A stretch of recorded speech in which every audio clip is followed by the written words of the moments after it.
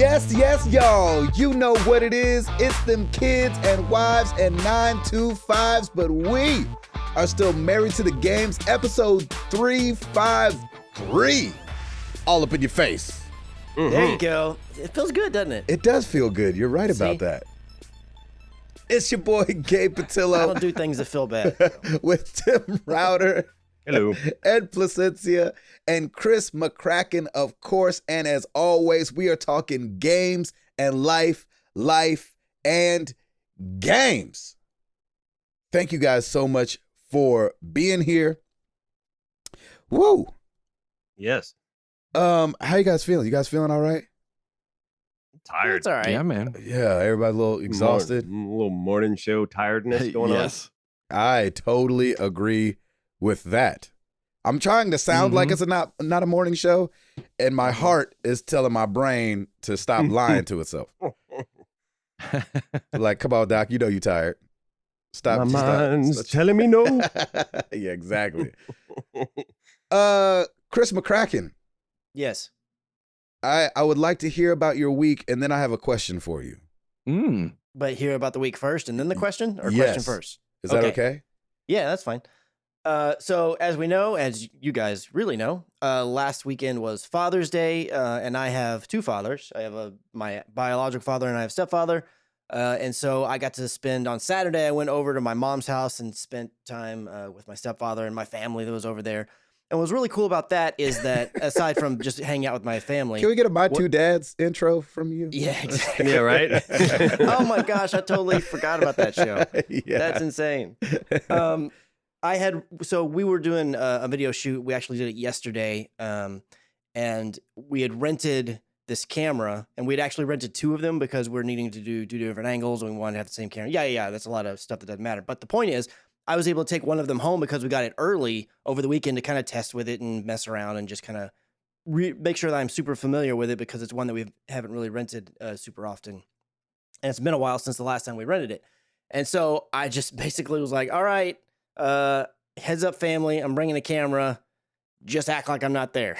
I'm just gonna shoot video the whole time, and just a bunch of B-roll. There was I wasn't like trying to make a complete narrative of any sort, really, but just shooting a bunch of different things, testing out all the different modes. This when people camera in stop particular, being polite and start getting real. Exactly. I was like, oh man, this is gonna be the juiciest reality show ever. You know? My Two Dads. Exactly.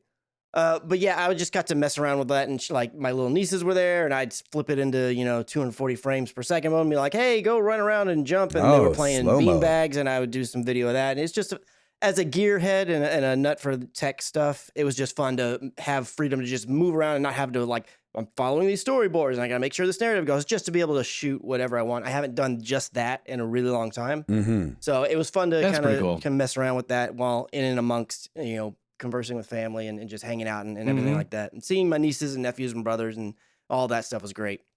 And then on Sunday, kind of a bit of a repeat, except I didn't bring the camera, but I did go out and had lunch with my dad. Unfortunately, my stepmother was a little under the weather, so she didn't get to spend time with us as much.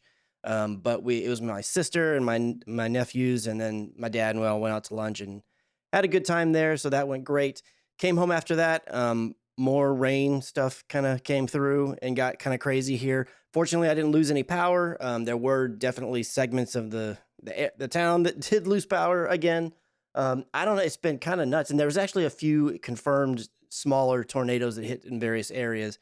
Like I said, we tend to be in this weird spot where it's usually just getting bad as it's passing over us and then gets worse south or north of us. So fortunately, it didn't really hit super hard here, so no real damage that I know of. No limbs were falling down like the previous time. And then Stacy's gone. She had to leave on Friday, so she actually didn't get to participate in any of the Father's Day stuff. But she's in California right now, and she's going to be coming. But it's going to be a short trip. She'll be coming back on Friday. I think like later in the evening, like probably around 8 or 9 p.m. So just a short little thing. So it's going to be one of those things you just blink and bam, she's back. So it's going to be great that she's gone for super long. So it's just me and Ellie holding down the fort. But since we've been and that's a blink for you, by the way. Yes, because in your world, that's a blink. Yeah. Yeah, she's like was super giddy the whole time, even before, and when we chat, at night, even now, she's like, "Oh, but I'm only gone a few days." So yes, exactly. Because it's typically like or at least in the past, it's been 3 weeks, 2-3 week stints. Yeah, so this is in that realm, it's short, but yeah, it's still a week being gone. And so since we've been prepping and stuff and everything for the video shoot that we did yesterday. Haven't had a lot of time to do anything else. Like when I'm getting home a little bit later. And after I've, made dinner and then walked Ellie and made sure she's all taken care of and given her some time to play outside and everything like that. It's kind of late and I'm a little tired. So I haven't really been doing a ton, at least on the gaming front side. I mean, I definitely jumped into a little bit of Overwatch. There's a new kind of Baptiste-centric kind of little mini event going on right now. That I'm trying to, it lasts for like 13 days. And if you get so many wins or whatever, you can earn like some sprays and a skin for that character. And it all ties into a little short story that they just released, which I haven't read yet. So I've been jumping into that a little bit. I did jump into a little bit of Apex, not really focusing too much on it because I'll jump back into it more so whenever season 2 starts here at the beginning of July. And then I did just the other night, I was like, oh, I have a little bit of time. I'm just not really feeling like I don't really want to jump into something multiplayer, but I don't really know what I want to do. So I was like, you know what? I never, ever jumped into New Dawn. So I started that up and got it rolling. And immediately it just felt off to me. And I wasn't exactly sure. The thing that I thought first off, I was like, okay, look, I've been playing a lot of Apex over the last, so many months. That game is very smooth, feels very good. It's very on point with the movement and just the way that it feels, because much like Call of Duty is. And I was like, I'm sure it's just that I'm used to that, and this isn't as tight and as solid as that gameplay.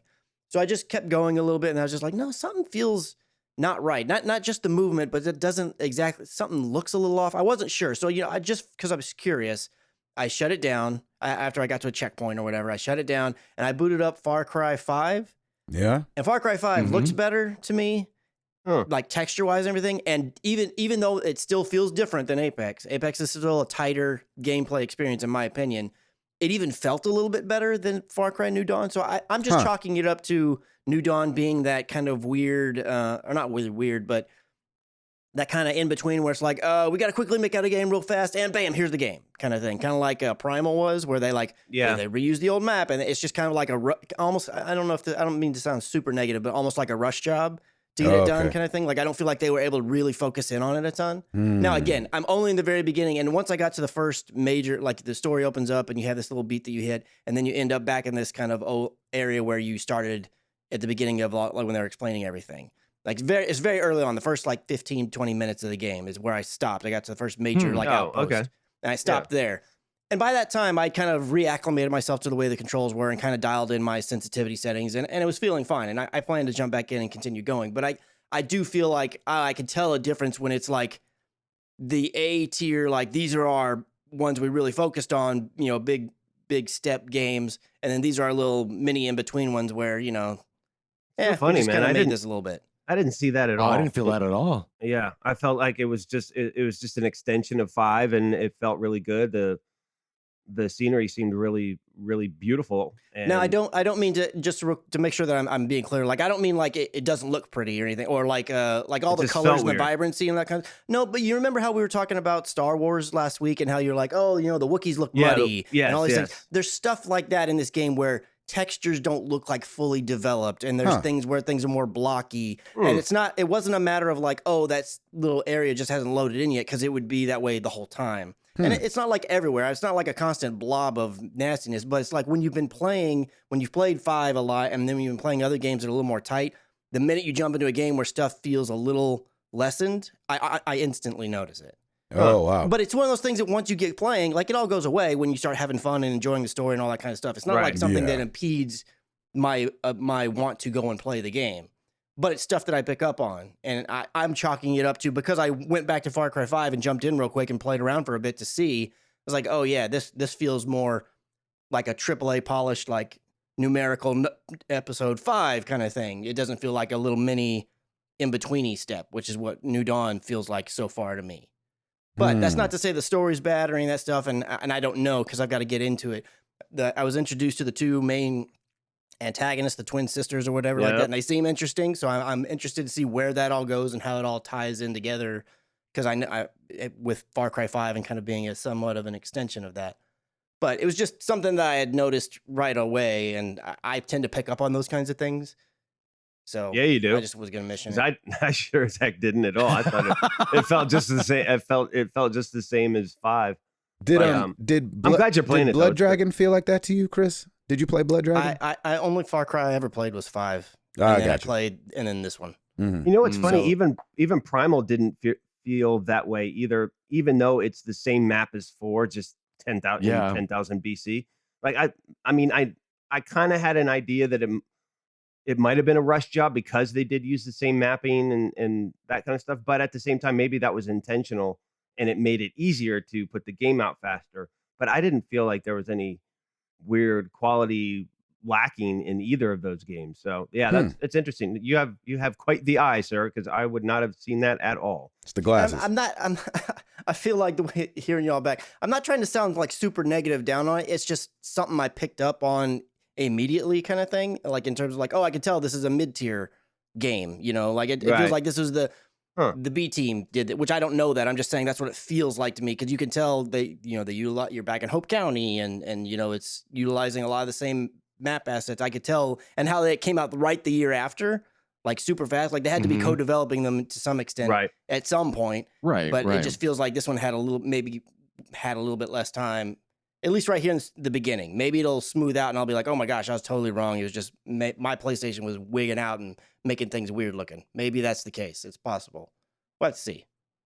But that is it on the gaming front. Not much this week. Hoping to get in a little bit more, but we'll just have to see before Stacy gets here, and then her and I'll have a nice weekend together, back together again, reunited. There you go. Say. Awesome. There you go. Nice. Yeah, for sure.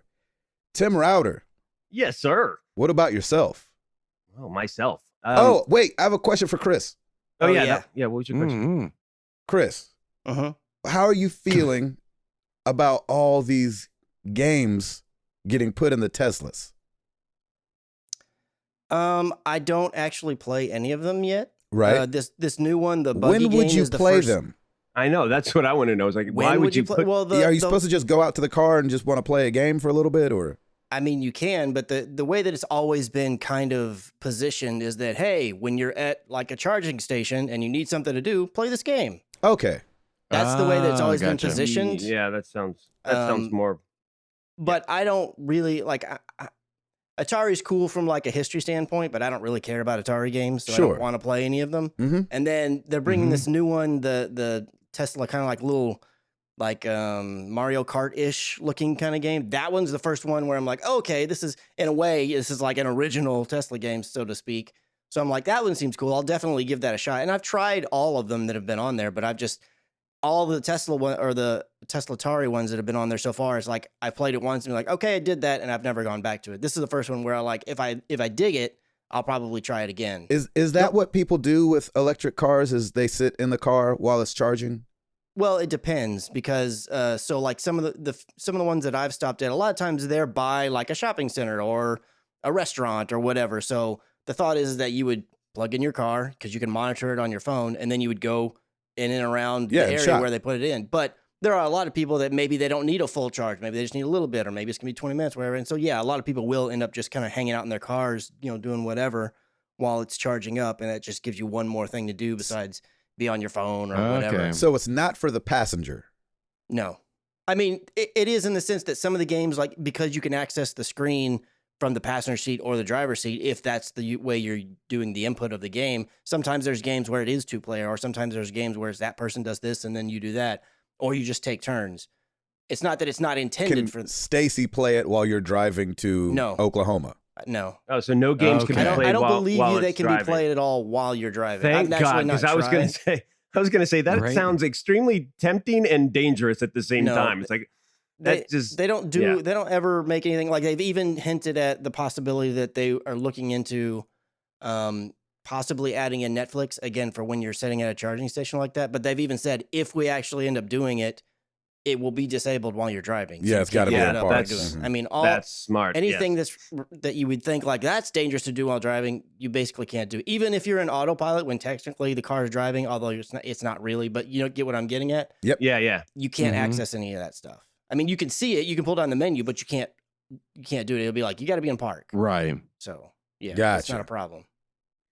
Nice. I was just very interested. I was like, I wonder when you do this, because like for somebody like me, let's say I'm charging my phone real quick. I'm one of those guys that feels like it charges faster if the screen's off and I'm away from it.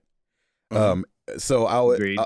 That's an interesting thought to think that you're using the car as you're charging it.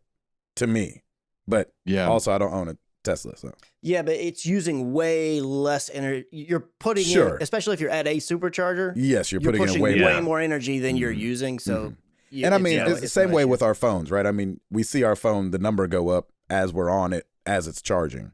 Yeah, so that definitely makes sense. Okay, I just had I was just always wondering, as Chris has been putting some things in the Discord, I was like, I wonder when you do that, like, like, or if it was just like a passenger thing only, or what, you know what I'm saying? Yeah. Interesting. That's awesome. Router. Yes. Well, as I had mentioned last week, Lauren had gum grafting surgery. She had that on Thursday, and so she was kind of down for the count on Thursday and Friday. So I was taking Piper to the pool and just trying to let Lauren relax for a little bit. It's so weird. It's such a fascinating process. They take the skin from the roof of your mouth and graft it over to, like, she had her upper gums done, and it's all just done through stitching and everything. It feels weird, and her face was a little puffy, and now we're in that kind of bruising phase. So now I look like the creepy abusive husband. I'm like, yeah, she had gum surgery, everybody, just letting you know. Yes.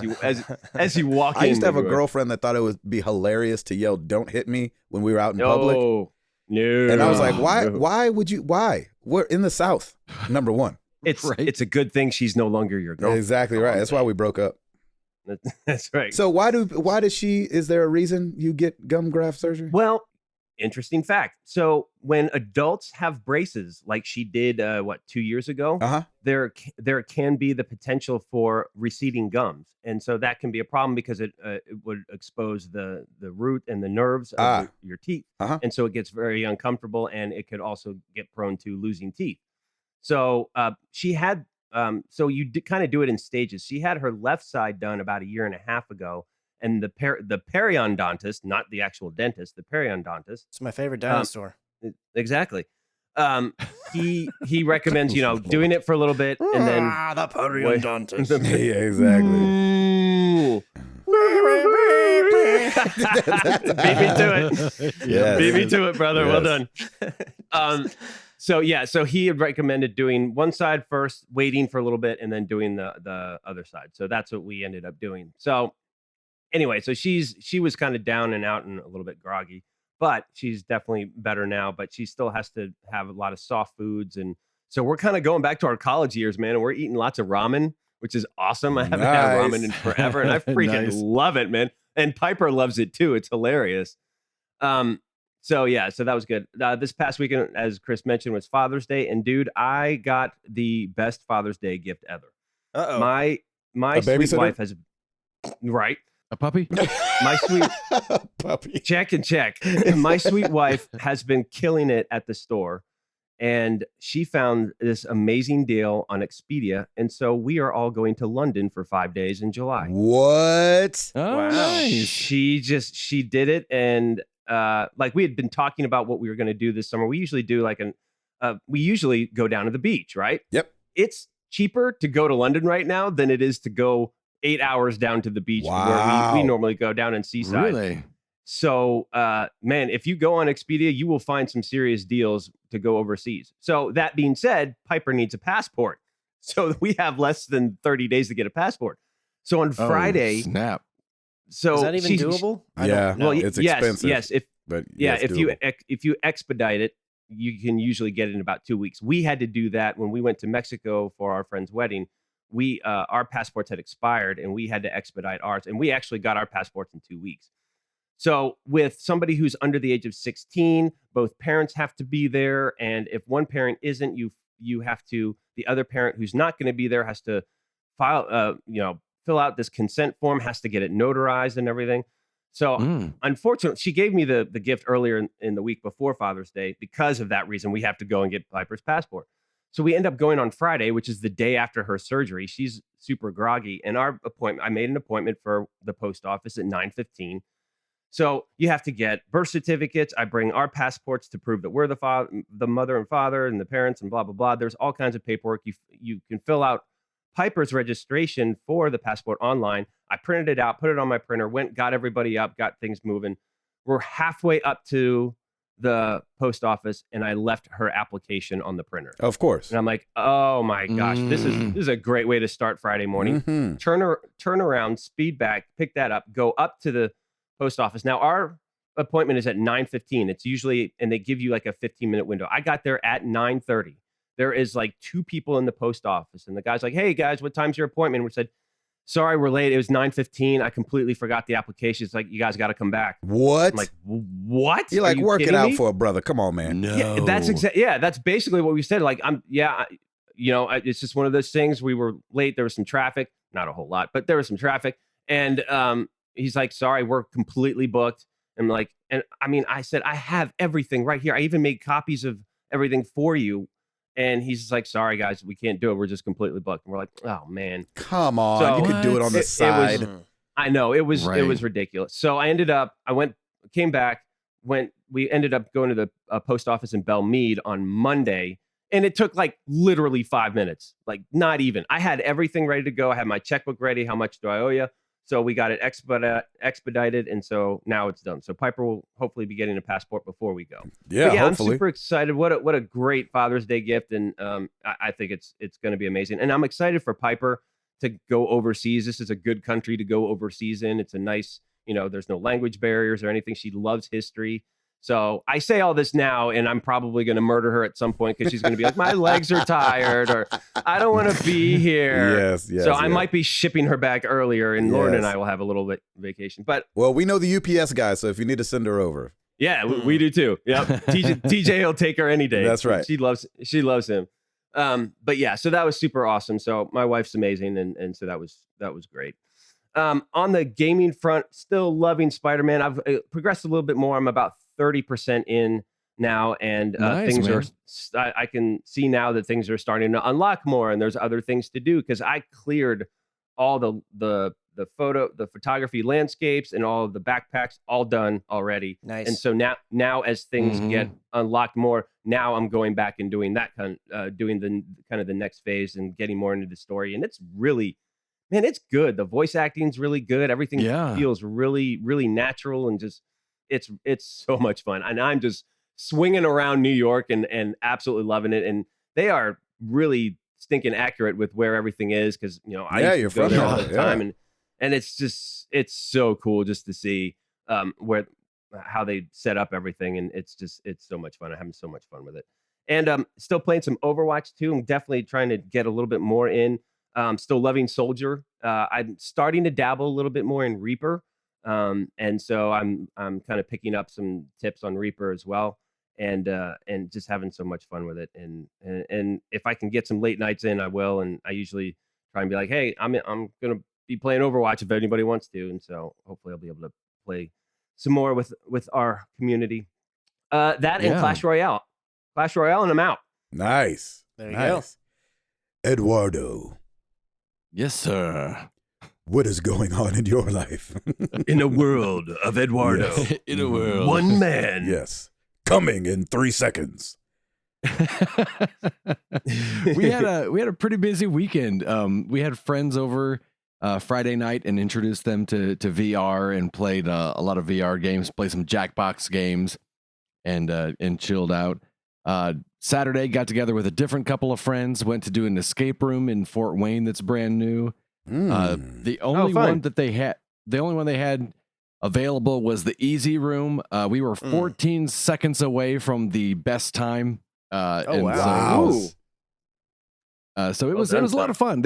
It was very well done and a really nice escape room. So kind of looking forward to going back there and hitting that one up again. After we did the escape room, they came over to the house. We played some VR, played some Jackbox games. And then on Sunday, Father's Day, my brother Ray and his family and Sarah and I got together with Dad, took him out to eat, and went and saw Men in Black and just kind of had a nice little dad day hanging out. How was that? How was it? I mean, it was all right. I know. Yeah. All right. I mean, it doesn't look good, but I was kind of like hoping, There's no way that. I mean, it definitely. The second half is proportionally better than the first half. Oh, interesting. But afterwards, all of us, including Sarah, we were like, when did you fall asleep? Yeah, me too. Oh, yeah, we all fell asleep at some point in the movie. Doggone it. Nice. Well, there's a blockbuster for you. You know what's weird? Like, just watching the commercial, it seemed like the trailers, it seemed like the movie is relying heavily on callbacks to other movies. And you're like, yes. I wonder if that's good or bad. Like, there's the Thor thing, and then obviously they talk about earlier Men in Blacks with Will Smith. Right. Did they do that the whole movie? No. There was like that one little nod to Chris Hemsworth, and then they show like there's like a picture of Tommy and Will Smith on the wall, but that's it. Kumail Nanjiani saves that film, to be honest with you. Everyone's like, when that character came in, I'm like, yeah, he's awesome anyway. That character. Which one is he? Yeah, it was a fun afternoon. He plays a little alien, kind of like how the first Men in Black had the pug that everybody thought was hilarious. Yes. Yeah. He's a different character that's kind of like the comedic relief. There you go. Yeah. Gaming wise, last week I mentioned I was hopping into the Lego Speed Champions DLC for Forza Horizon 4, and yes, man, that DLC that Forza does, they give you so much. It's like a full-size game. There's so much to do. It was so much fun. I had so much fun just hopping into that and driving like a Lego car, and the environments are Lego, and you're running into the bridges or trees, and you get the little Lego sound effects of just everything falling apart. So much fun. Really, really well done. It's not quite the Hot Wheels expansion. That one just it had the crazy loop-de-loops, and that one I think just kind of cool. Narrowly edges it out. But this new DLC is really, really nice. Yeah. Like Chris mentioned, played a lot of Overwatch, played the Batiste Reunion Challenge. Watched a couple hours of the approved Twitch streamer yesterday so that I could get sprays to drop that I'll never use for Batiste. Right. But, I forgot that was even a part of the thing, the whole watch streamer thing.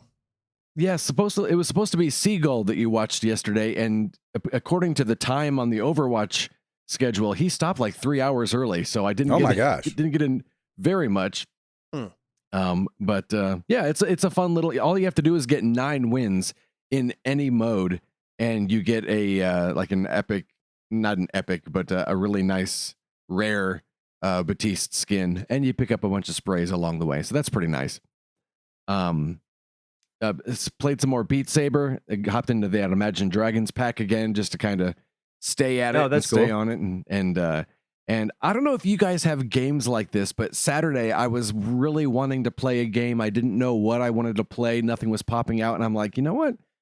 I think I'm going to play that opening sequence of Spider-Man again. And I've done that with Spider-Man so many times where I'll just put it in and play that first mission. And then I'll go in a couple months later, start a new game, just play that first mission. And it's just, I love doing that. So much fun. Is that the only game you do that with? Have you done it with other ones? I've done it with others. I've done it with an Uncharted game here and there.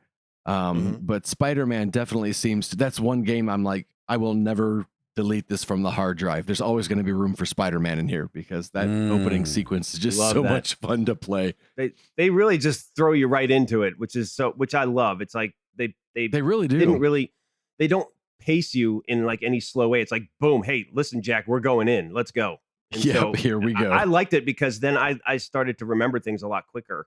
Yep. And I did enjoy that. Normally that would freak me out, but once you dive into it, you're like, all right, cool, we got this, and then you move on. Mm-hmm. Yeah, that's awesome. Yeah, it's so much fun. And last night, Sarah and I were up way too late playing Borderlands. I love that she's so hooked on this game. Yes, that's so great.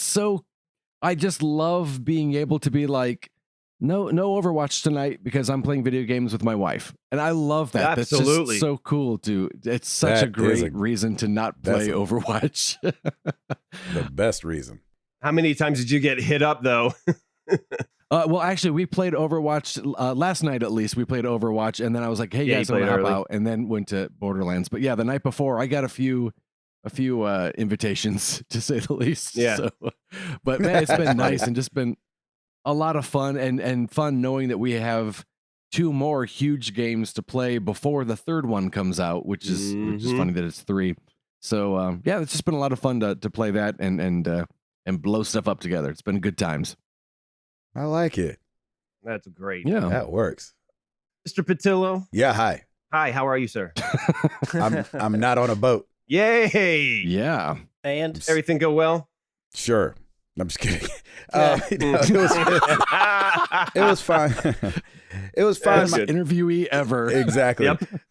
It was fine. My biggest regret leaving the boat is that I didn't get to see the lighties much. I only saw them once and then like saw them another time like walking around. And I was like, doggone it. Like the people I want to see on the boat, I felt like I didn't get time to see. Well, you are working, so yes, I'm sure they understand. True. Sure they understand. Right. And I think that just kind of, to say cast a shadow makes it sound really negative, but that was like just kind of a thing that I had to keep in the back of my mind. The last 2 days, me and Jenny during the day did get some good hang time when they docked in the Bahamas and then at Coco Cay, the little island that they own or whatever. So those 2 days were really fun to just be able to be with her because she was getting a little frustrated with me the first 2 days.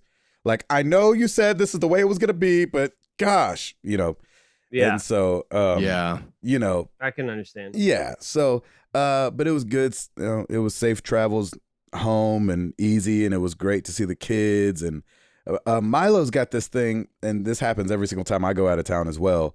He doesn't warm up real fast. He's not like, Daddy, Mommy, you guys are home. He's like, yeah, what's up?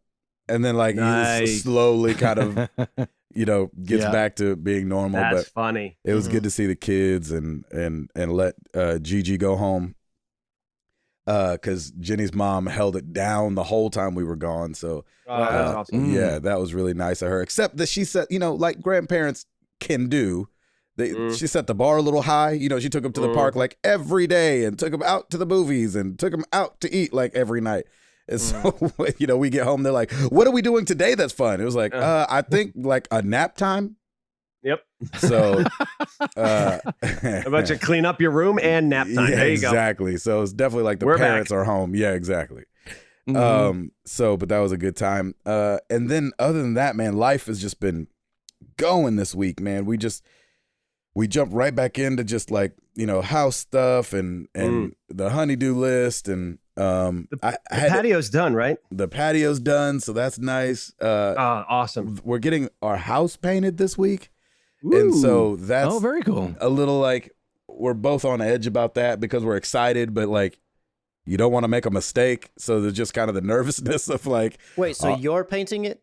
No, we're getting somebody to paint it.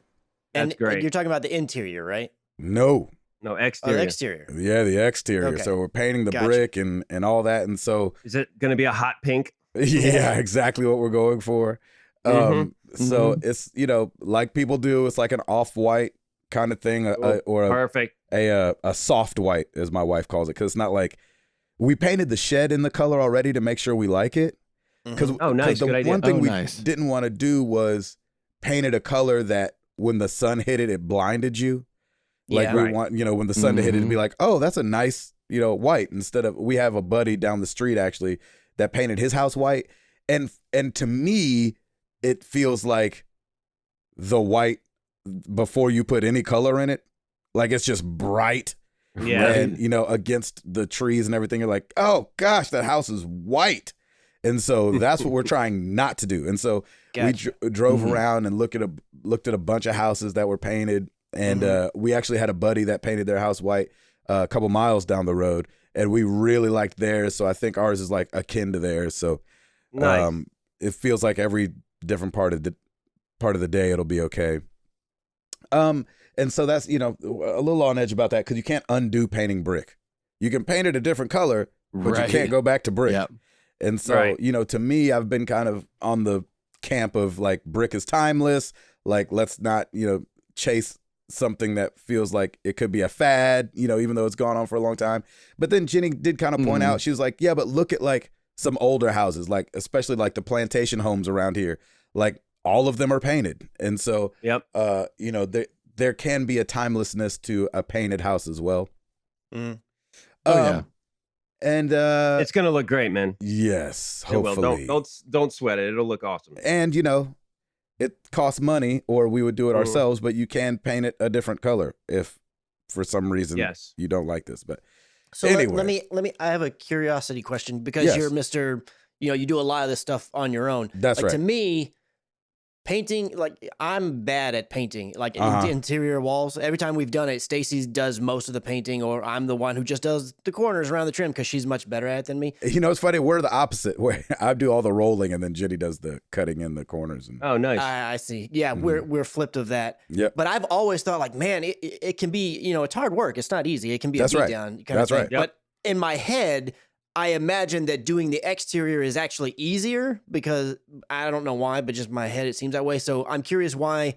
I would have thought if you were, let's say you were going to do both, you would pay someone to do the inside, but you would do the outside yourself versus the other. Like, why is it that did you get a deal or you know somebody? Well, number one, we got a deal. You know me. Okay. We know how to stretch dollars around here. So that's right, brother. If it would have been very expensive, then we wouldn't be doing it.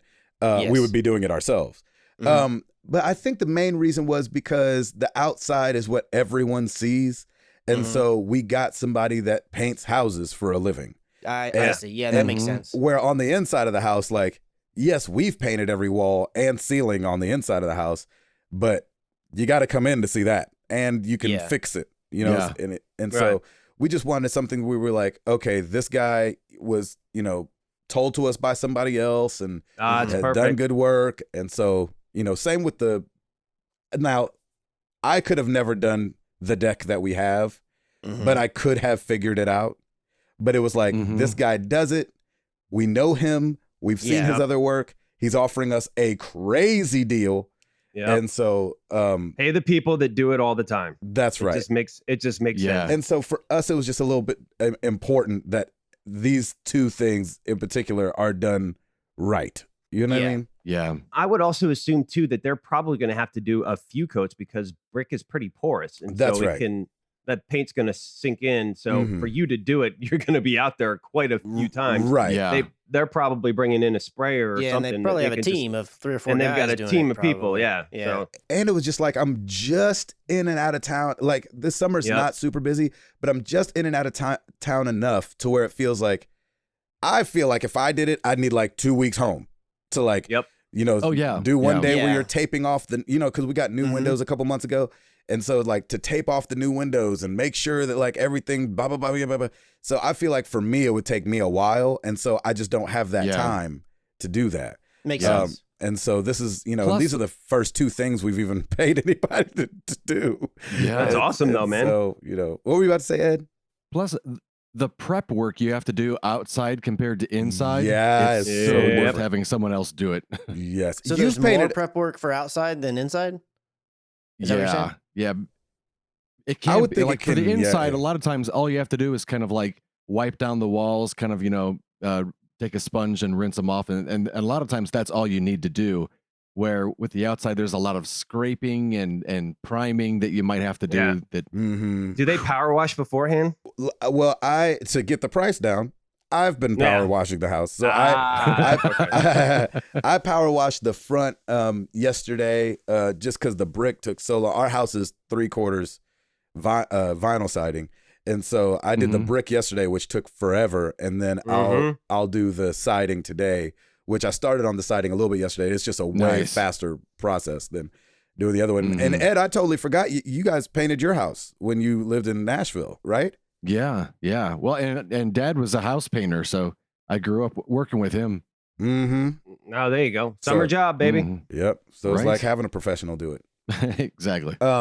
So I'm excited about that only because I think he's going to start today or tomorrow, but the weather's a little iffy because you obviously can't do it in the rain. That's the one thing that's bad about painting the outside of the house. Inside of the house, it can rain all day and it's okay. But but I leave town tonight, and so hopefully I'll get to come back in a couple days and it'll look very different. And so, you know.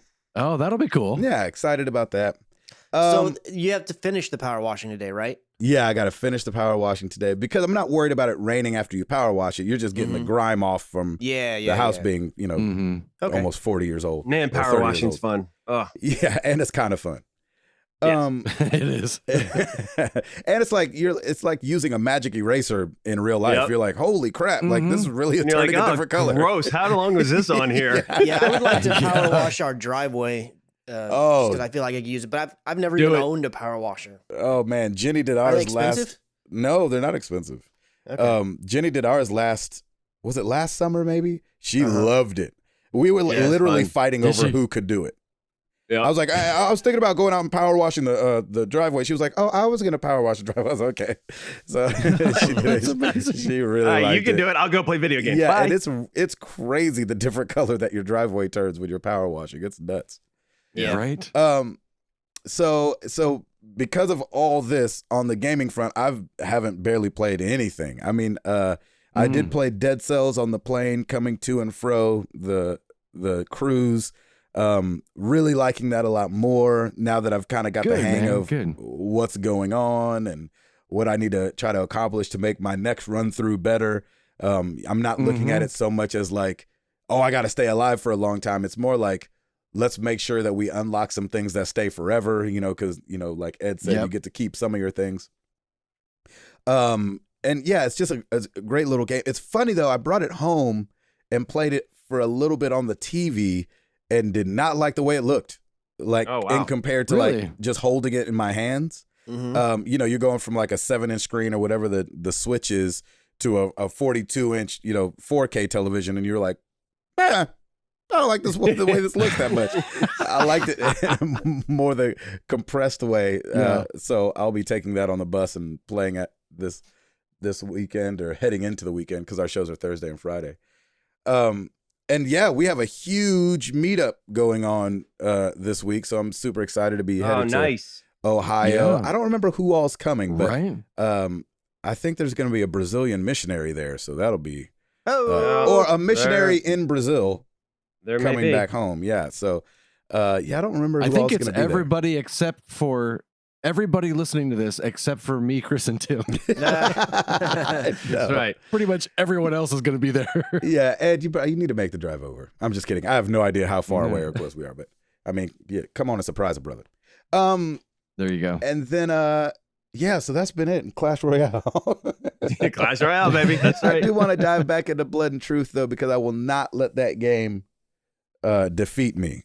There's no way. You better not, man. I'm not gonna let it happen. It might defeat your stomach, but it won't. Yes, exactly. But I'll beat it with a throw it bag next to me. I think you'll get used to it. You strike me as the type of guy that when that happens, you'll be able to power through it, and then it'll go away. I hope so, because how disappointing! Yeah, I do too. The best VR game ever. I know. Right? I know, right? That's what I hear. I heard that too. Yeah, right. Router. Yes. You got it. Yes. Well, let's do it!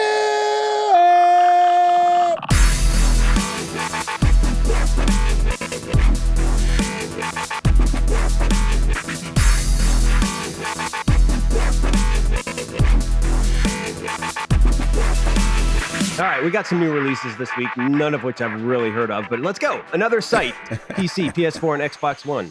Bloodstained, Ritual of the Night, PC, PS4, Xbox One. Citizens of Space, PC, PS4, Xbox One, and Switch. Mini Mech Mayhem for the PSVR. Ooh. There's one for you all. Vacation Simulator for the PSVR. Wouldn't you just go on vacation and the heck? It's no longer a simulator? Well, it sounds cheaper. Right. An actual vacation. A little bit. Yeah, you're right. Boxing Champs for the Switch. Muse Dash for the PC and Switch. My Friend Pedro for the PC and Switch. Scrap Rush for the PC and Switch. Captain Cat for the Switch. Nope. Crash Team Racing Nitro Fueled for the PS4, Xbox One, and Switch. And The Sims 4 Island Living Expansion for the PC is available. The Bloodstained game, maybe I missed it, but I think that's on Switch as well. Was it listed on Switch for your thing? It not on mine, but it might be one of those ones that's coming out later. But I know it's supposed to be next week. Switch. Yeah, maybe. Yeah. Nice. We shall see. But yeah, Bloodstained Ritual of the Night. There you go. Nice. And then we do have MPD for May. Ooh. This is for US only. So this is I always love this. This is always fun. All right. Consumers in the US spent $641 million, not billion, million dollars on gaming related products in May, down 11% from the same time period in 2018, which was $717 million. Top 10 games. Number 10, NBA 2K19. Ready for this one? Number 9, Minecraft made its way back in. Oh, wow. Wow. Number 8, MLB 19, The Show. Number 7, Red Dead Redemption 2. Nice. Number 6, Super Smash Brothers Ultimate. Yep. Number 5, GTA 5. Wow, what the freak? Right? Look Number at that. 4, Rage 2. So I have a question. How do you think, I mean, is Rockstar like, it's all gravy regardless? Or are they like, man, I wish they would buy, like, I would imagine they would want Red Dead just a little bit higher than a 19-year-old game. I mean, Grand Theft is 5, Red Dead is 7. Red Dead only came out a couple months ago. So, and they're just about to launch online. So we'll see it flip eventually. I mean, they're both going to be on the top 10 most of the time for the next That's what year. it seems like. Gracious. Yeah, it's just insane. Yeah, I assume they're just like, yep, just keep it going. Yep. Yeah. Regardless of which it is. Ka-ching. Ka-ching. As they should. Exactly. Right. It's insane.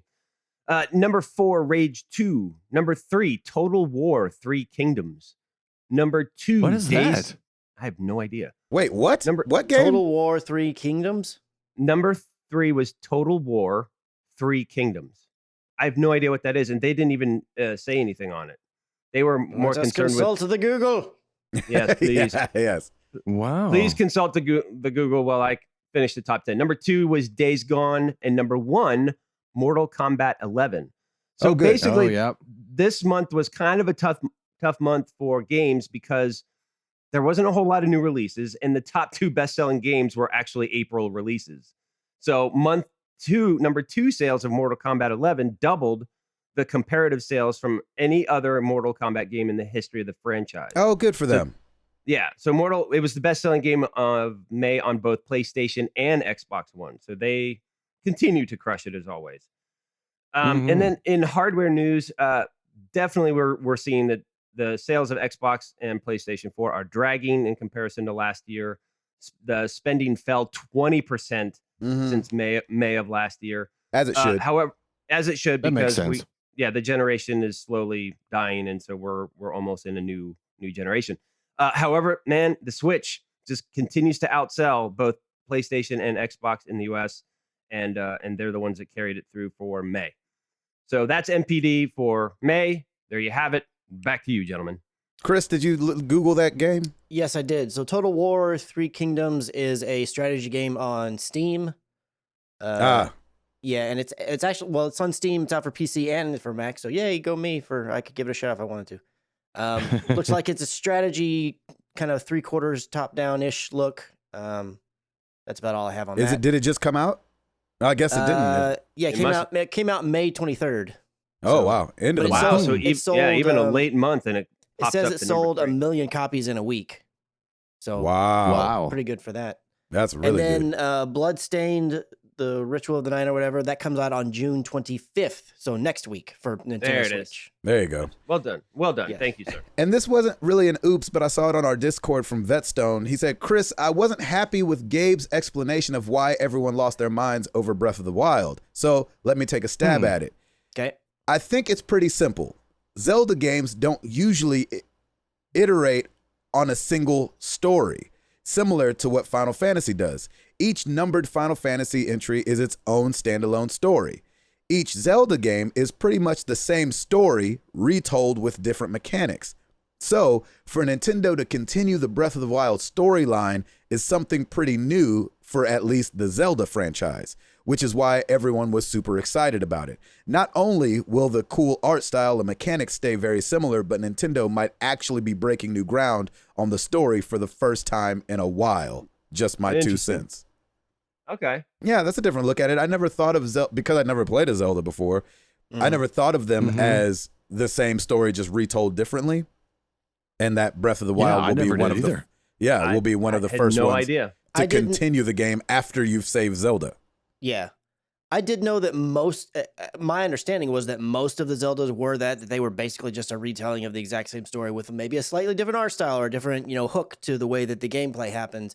But I thought they at least once or maybe twice kind of continued a story where two of them were just a continuation of a story. Clearly, I'm wrong on that. So that's good to know, number one. And number two, I didn't realize that none of the Final Fantasies tie to each other. Yeah, none of them do. Mm-hmm. Except for like 10-2, 13-2. I didn't either. But yeah, 6, 7, 8, 9 are all totally different characters, totally different stories. But those ones, like you just mentioned, 10-2 and 13-2, those are two that are those just a continuation of one story, or is it like a part 1 and a part 2, like a sequel?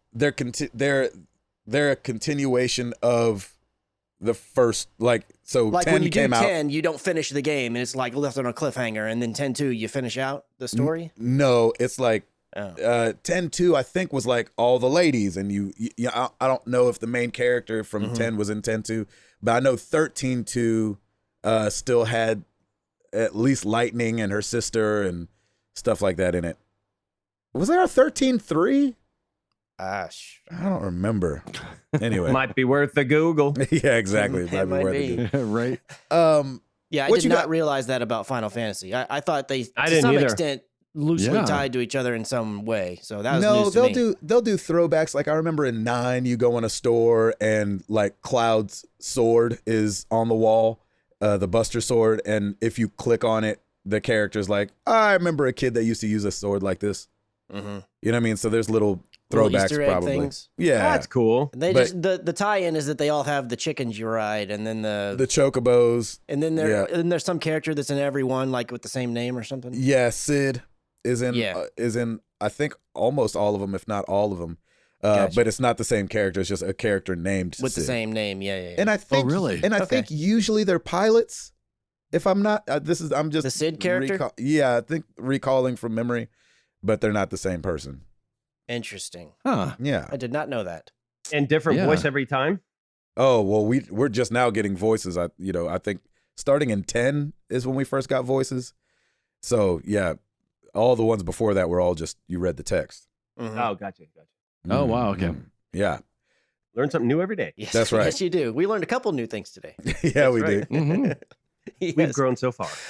So it looks like dragons have started appearing inside of Apex Legends. This was amazing. For some kind of... So... That's kind of cool. I have not actually gotten to jump back into the game to go and explore this for myself, but I've seen several YouTube videos of this happening, and you can see a lot of Twitch clips of people streaming the game, and then all of a sudden they see this dragon. They're these big, giant dragon-like looking creatures. That's the only way you can decide what they are. They basically look like a dragon. I don't know if that's what they actually are, but they're just kind of flying throughout the world. They're over the King's Canyon. And one other thing is that you can shoot them, and if you shoot them, they will die and they'll fall to the ground. And it's like, well, but I mean, outside of it just being a shooter game and that's what you do, it's like, well, why would you shoot them? But it seems like at least some of them are picking up death boxes, which death boxes, whenever you kill a character, they die and a crate lands there, and then you can go loot the crate and take all of their stuff. And depending on how good of a gear they have, the crate might be that color. So like if they had gold gear, the crate's going to be gold. If it had purple gear, and they get better as they go forth. Okay. So that gives you an incentive to want to shoot them, because if they're carrying a gold crate, it's like that guy's got some good, or a purple crate. That's some stuff that you probably want. So you shoot the dragon, it dies, it drops the crate, you go to the crate. I think once they hit the ground, like they disappear. I haven't seen anybody being able to run up on one and see like it laying there dead, but it's kind of reminiscent slightly of back when the last legend that they introduced, his name was Octane, and there's all these rumors about him and what his abilities were going to be and all this kinds of stuff. And one of the rumors at the time, or it was kind of like a data mined leak, I think, was that he was going to throw down a jump pad. That was going to be his ultimate. And then a little bit of time before he actually released, his jump pads just started randomly appearing in the world. And you could run across it, and you could jump pad over to another area, and you may not even realize it's there, and you just happen to run over. Next thing you know, you're flying throughout the air. So it's kind of reminiscent of that, because with Season 2, they are introducing a new character that we talked about last week that they said at EA Play, which is named Watson. But the thing is that there's no correlation really with why dragons would be tied to Watson, so I don't think it's tied to that. But I do feel like it's something that when Season 2 hits, we're just getting some little small preview of either a new mechanic or something new in the world that's going to make a little bit more sense or be explained a little bit further. At the moment, it doesn't seem like they can do any damage to you. Like they won't attack you. They're just flying around and sometimes carrying a death box. Yeah, so, and it's not like, is everybody seeing them or are they just popping in random? I'm not sure about that either. Because again, I haven't been able to jump into the game to inspect this for myself. So I don't know if it's just something everybody can see. Like if I see one and it's carrying like a purple box, I know the other people on my team can see that because in the videos that I've seen, it'll be a squad of 3 and they'll all see the dragon and they'll all shoot at it and take it down. Yeah. But I don't know if like another squad can see it. You know, I haven't. You would imagine, right? That's the case. I would think so. Yeah. My thought is that especially maybe if it's just going to be death boxes. Yeah, well, that was the only thing that I can think is that maybe it's going to be another fun thing to have in the world where it's like, okay, because a lot of times when there's death boxes there, that means there's been action going there. But if you're in a different part of the map where the action is happening and you have a chance to get a free loot box that hasn't been, or not loot box, but death box, maybe that's kind of the point of it. And it's just another thing to take your attention away in the game. I'm not really sure. I'm sure we're going to learn more and it's going to have some kind of tie-in with season 2 would be my guess. I just thought it was kind of crazy. Like, what? Dragons? I mean, yeah. And what's crazy is that they didn't say anything. And season 2 hasn't dropped yet. Is the fact that they just did it. Mm-hmm. Yeah, right. Like, there you go. Cool. Figure this one out. Yeah. Go. I love that. That's great. I think there's something to that too, Ed, because like if you have zero expectation for anything, but I throw something in there, then it's got the ability to be cooler than if I told you dragons are coming and then it doesn't live up to whatever thing you've imagined in your head that dragons are. Right. The one other more recent example of something that kind of just happened randomly out of the blue is in the way that the map is it's surrounded by water. And as you're flying in, you drop into different areas of the map where there's these 2 big dinosaur looking creatures that are out in the water. Yeah. They've always been in the same place, but now they're moving. And one of them will be in a different part of the world. Again, still out in the water. Are they really? Yeah, they'll still be out in the water just doing their thing. You can't interact with them or shoot them or do anything like that. But they're separated now. They always used to be right next to each other. And now they started showing up where they're separated. And one of them will be in a totally, like over by airbase, which is a total opposite end of the map of where they used to be. I don't know if that's somehow tied in with just this. I mean, they could just be exploring little ways to, because as a lot of people have said about like Fortnite is like, oh, the map changes and things change about the world, even though it is essentially the same map, things change on it. I don't know that this is kind of a similar way of doing things, but this may be them starting to dabble with like, how can we add things that are slightly changing things? Clearly that big dinosaur guy moving doesn't really affect the gameplay or anything like that in any way, but it could be just them experimenting and figuring out what they want to do. I don't really know. It's just these things that are starting to randomly happen that we're like, why are these a thing now? And we don't really have any answers. Yeah. I'm kind of all for the slow grow in the sense of like Apex landed and was like massive. And then it kind of tapered fairly quickly because Fortnite's around and Fortnite's doing all the things that Chris was saying and, changing things. And I don't know. And I don't usually do deep dives on games. Like, I don't know, like I haven't watched all the little shorts from Overwatch. I just play Overwatch. Man, but I should. I know. And I've seen a couple of them and they're awesome for sure. But what I thought was interesting about this was they're finally unveiling. So Watson, one of the things they talked about in the presser with EA was that Watson's been around this kind of like Death Island since she was a child. Like, and like every character knows Watson because they've seen her since she was a little kid running around. And so, you've never really known, I haven't known why at Skulltown there's this huge, it looks like a dinosaur died there. And there's this huge like spine that kind of goes across the area that to me always looked like a dragon, but I never really like thought that out. And so it's interesting now that these smaller dragons are flying around and you're like, oh, this world is kind of coming to life. Are we going to be battling the elements along with the other players that are there? Yeah. And Chris talked about it weeks and weeks ago, but when the first map leaked, like it was somebody had just drawn out the map like to what they thought it was going to be, and they always had those monsters in the water. You've always wondered, like, why the monsters? Why was that so important from the very first etchings of this map? And so it's interesting to see like where we are, what kind of world we're in, that there's dragons and these huge monsters. And I loved this when I saw that's really cool, man. Yeah, that they added this. It just keeps everybody on their toes. And it's like, Yeah, I love because that. they, you start to play the same map over and over. You get familiar with things, and then they throw that in. They don't say a word. That's awesome. I love that. And I don't even play this game, and I think that's great. And I love that it was. So I think dragons flying around would have piqued everybody's interest alone, but the fact that they now interact and come and swoop up death boxes, and so for those that don't play Apex, one of the things that I appreciate about Apex is that you can be revived. So if you get knocked down, you can kind of crawl around, just like in a lot of games, and your players can come over and revive you. So if you're crawling around and somebody shoots you enough, then you die. And like Chris said, you leave a death box. Well, your characters can then go to the death box, pick up your quote unquote banner, take it to a respawn point and respawn you. So there's more to the death box than just getting good loot. So now you have teams that are going to be now chasing the dragon to get their players' death box to respawn them as well. And so usually it's like you die and you can be like, hey, I dropped here, and they run over and get your thing. And now the fact that they could be moving is really interesting. Mm-hmm. I love it. That's a really cool monkey wrench. Yeah, I think so. It'll be super interesting to see how this continues to play out and what exactly other elements of it are going to be introduced, if any at all. Maybe not. Maybe it'll just continue to be this where it's like, there goes Larry. He's being taken by that dragon or whatever. Exactly. There goes Larry. And I love that, like, and it'll be frustrating at some points, I'm sure, but you're going to be aiming up. You're not going to be seeing, everybody, everything's been pretty at eye level right now for Apex. Mm-hmm. So it's going to be interesting to be trying to fight a dragon and then just getting shot from the side or something like that. Yeah. So I love that they added this. Love it. So if you listen to podcast or a gaming podcast, then you're probably familiar with the name Colin Moriarty. Used to be over at IGN, was part of the Kinda Funny team before he kind of broke off on his own.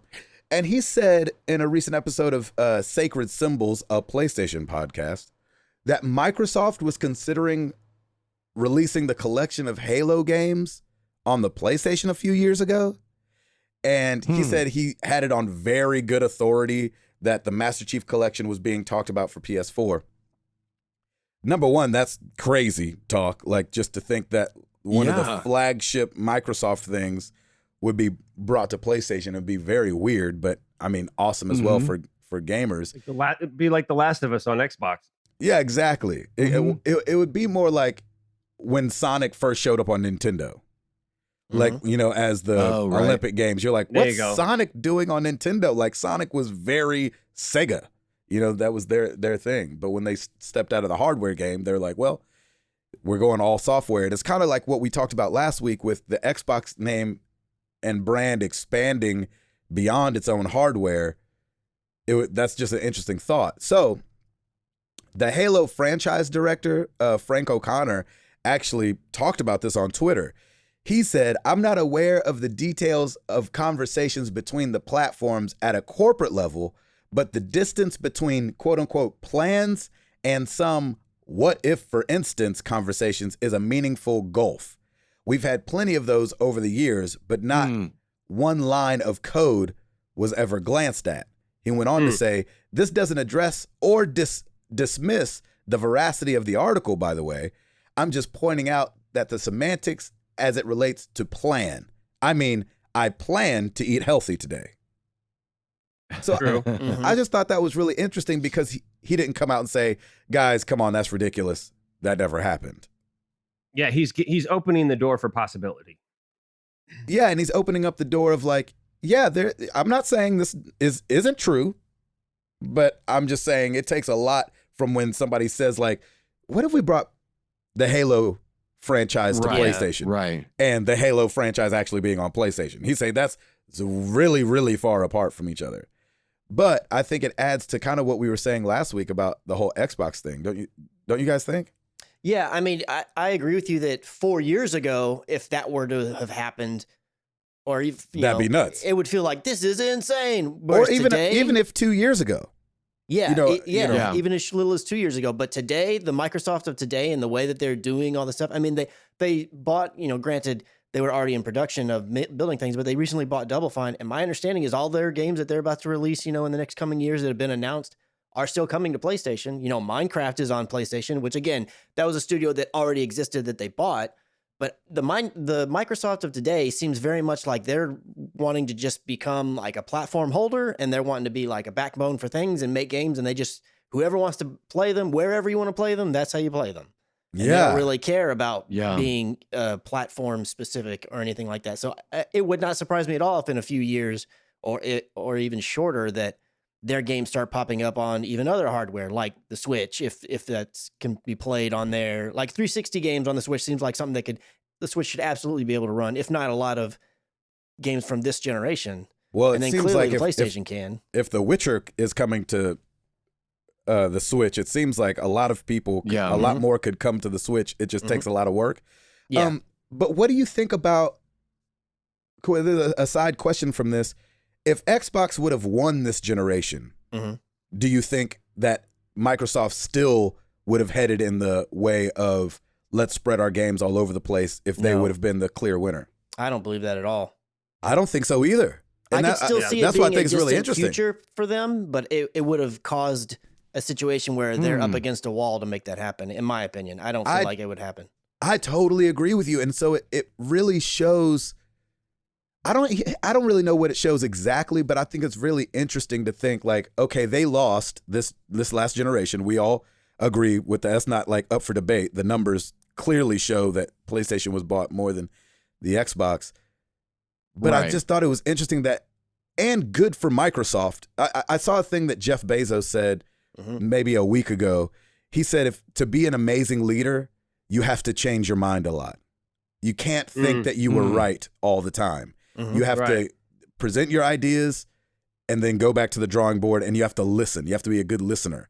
And it seems like Microsoft, and this, from this conversation at least, and from my thoughts about it, are really doing that. They could have easily rode the wave of the 360. You know, obviously the launch of the One was a mess, but they could just had stuck to their guns and be like, no. We're going to show them that we know how to do this and we know how to be number one in the console game.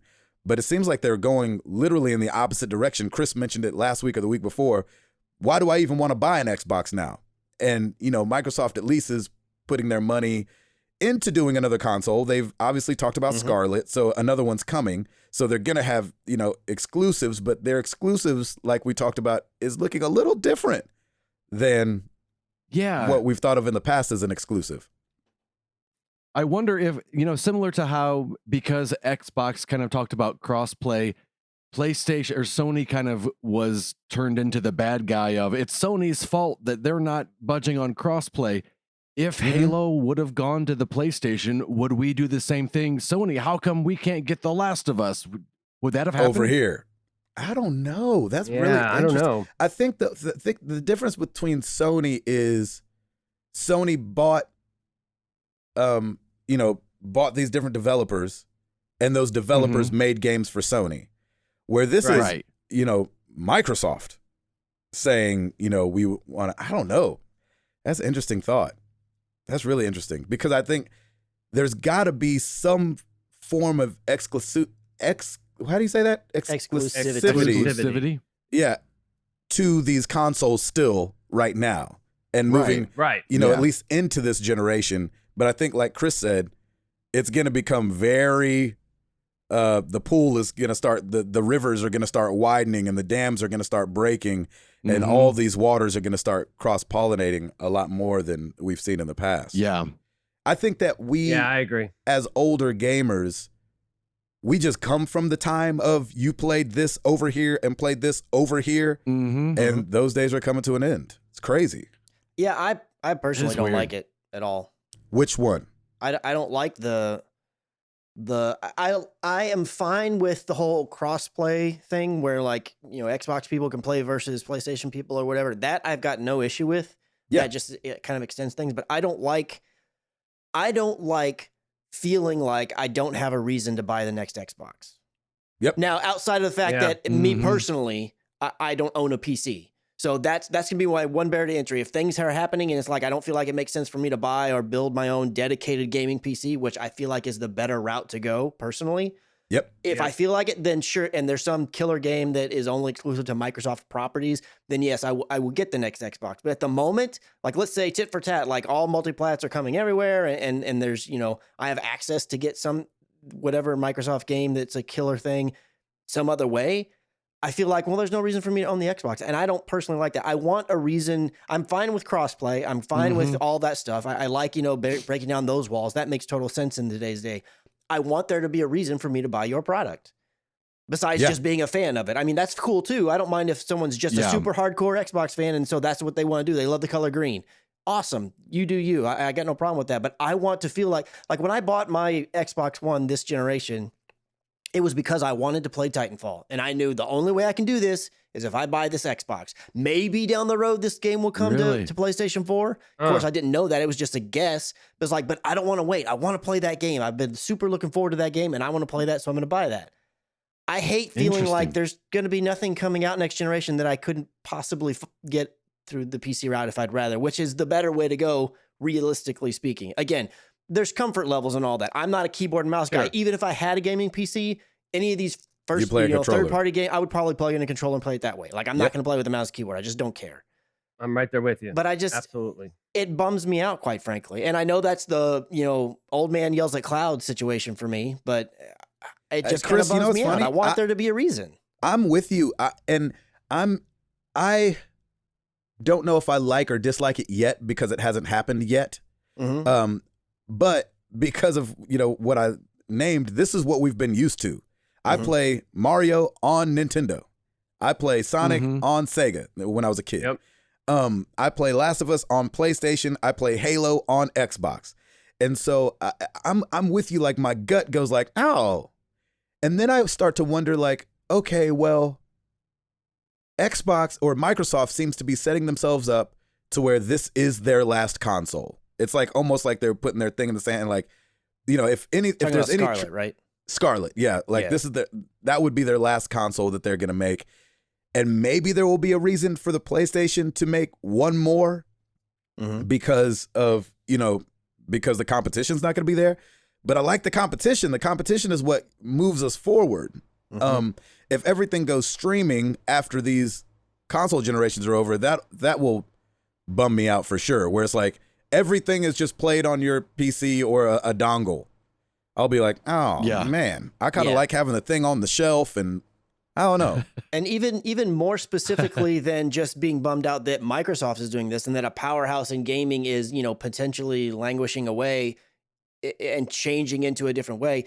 It makes me fear for that which I prefer, which is the Sony stuff going away. Because if there's no Microsoft, if Sony somehow decides like, oh, you know what, this is better for our business model to get out of this, you know, platform race, and we'll just make games for everything kind of thing. It's like, even though in the long run, maybe that's better for everybody, it just bums me out. It's like, I like playing on my PlayStation. I like their controllers. I like their system. I like having a place to go to, like, this is where I get my Sony stuff. And over here, this is where I get my Microsoft stuff. And I'm cool with them playing fun with each other on games that are multi-platform, but it's like, I like them having a reason to justify their own existence besides just budget. I want there to be a thing. It really does bum me out.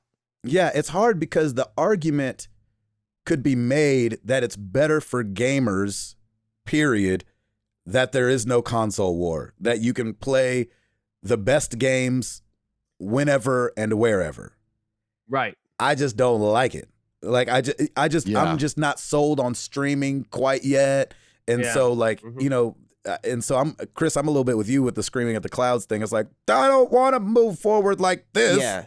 You know? I know, right? And I know that this is completely different, so this analogy is a little bit silly, but it's also like, it's the same reason why I don't want everybody getting an NBA championship trophy at the end of the season. I want there to be a competition. I want there to be a winner. I like the game. I like the contest. And I don't want there to be vitriol and viciousness. I don't like, you know, fanboy wars and people screaming at each other on the internet, but I like having a generation where console X1 is like, oh, what's the next one going to bring next year? And then seeing the battle and seeing how it goes. That's a fun game for me to watch.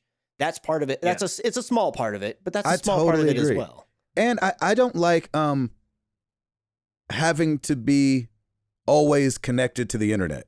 This is coming from a traveler. Yes. And I understand that. But the consoles make it very easy to play a game. I don't have to worry about what video card I have. I don't have to worry about how much RAM I have. I don't have to worry about hard drive space on my computer. Like, I have to worry about hard drive space enough on my consoles. And so I think that the plug and play ability of consoles, to me, is priceless. I have a gaming PC. And like you said, I bought Hitman 2 for my gaming PC. I've bought a lot of games for my gaming PC.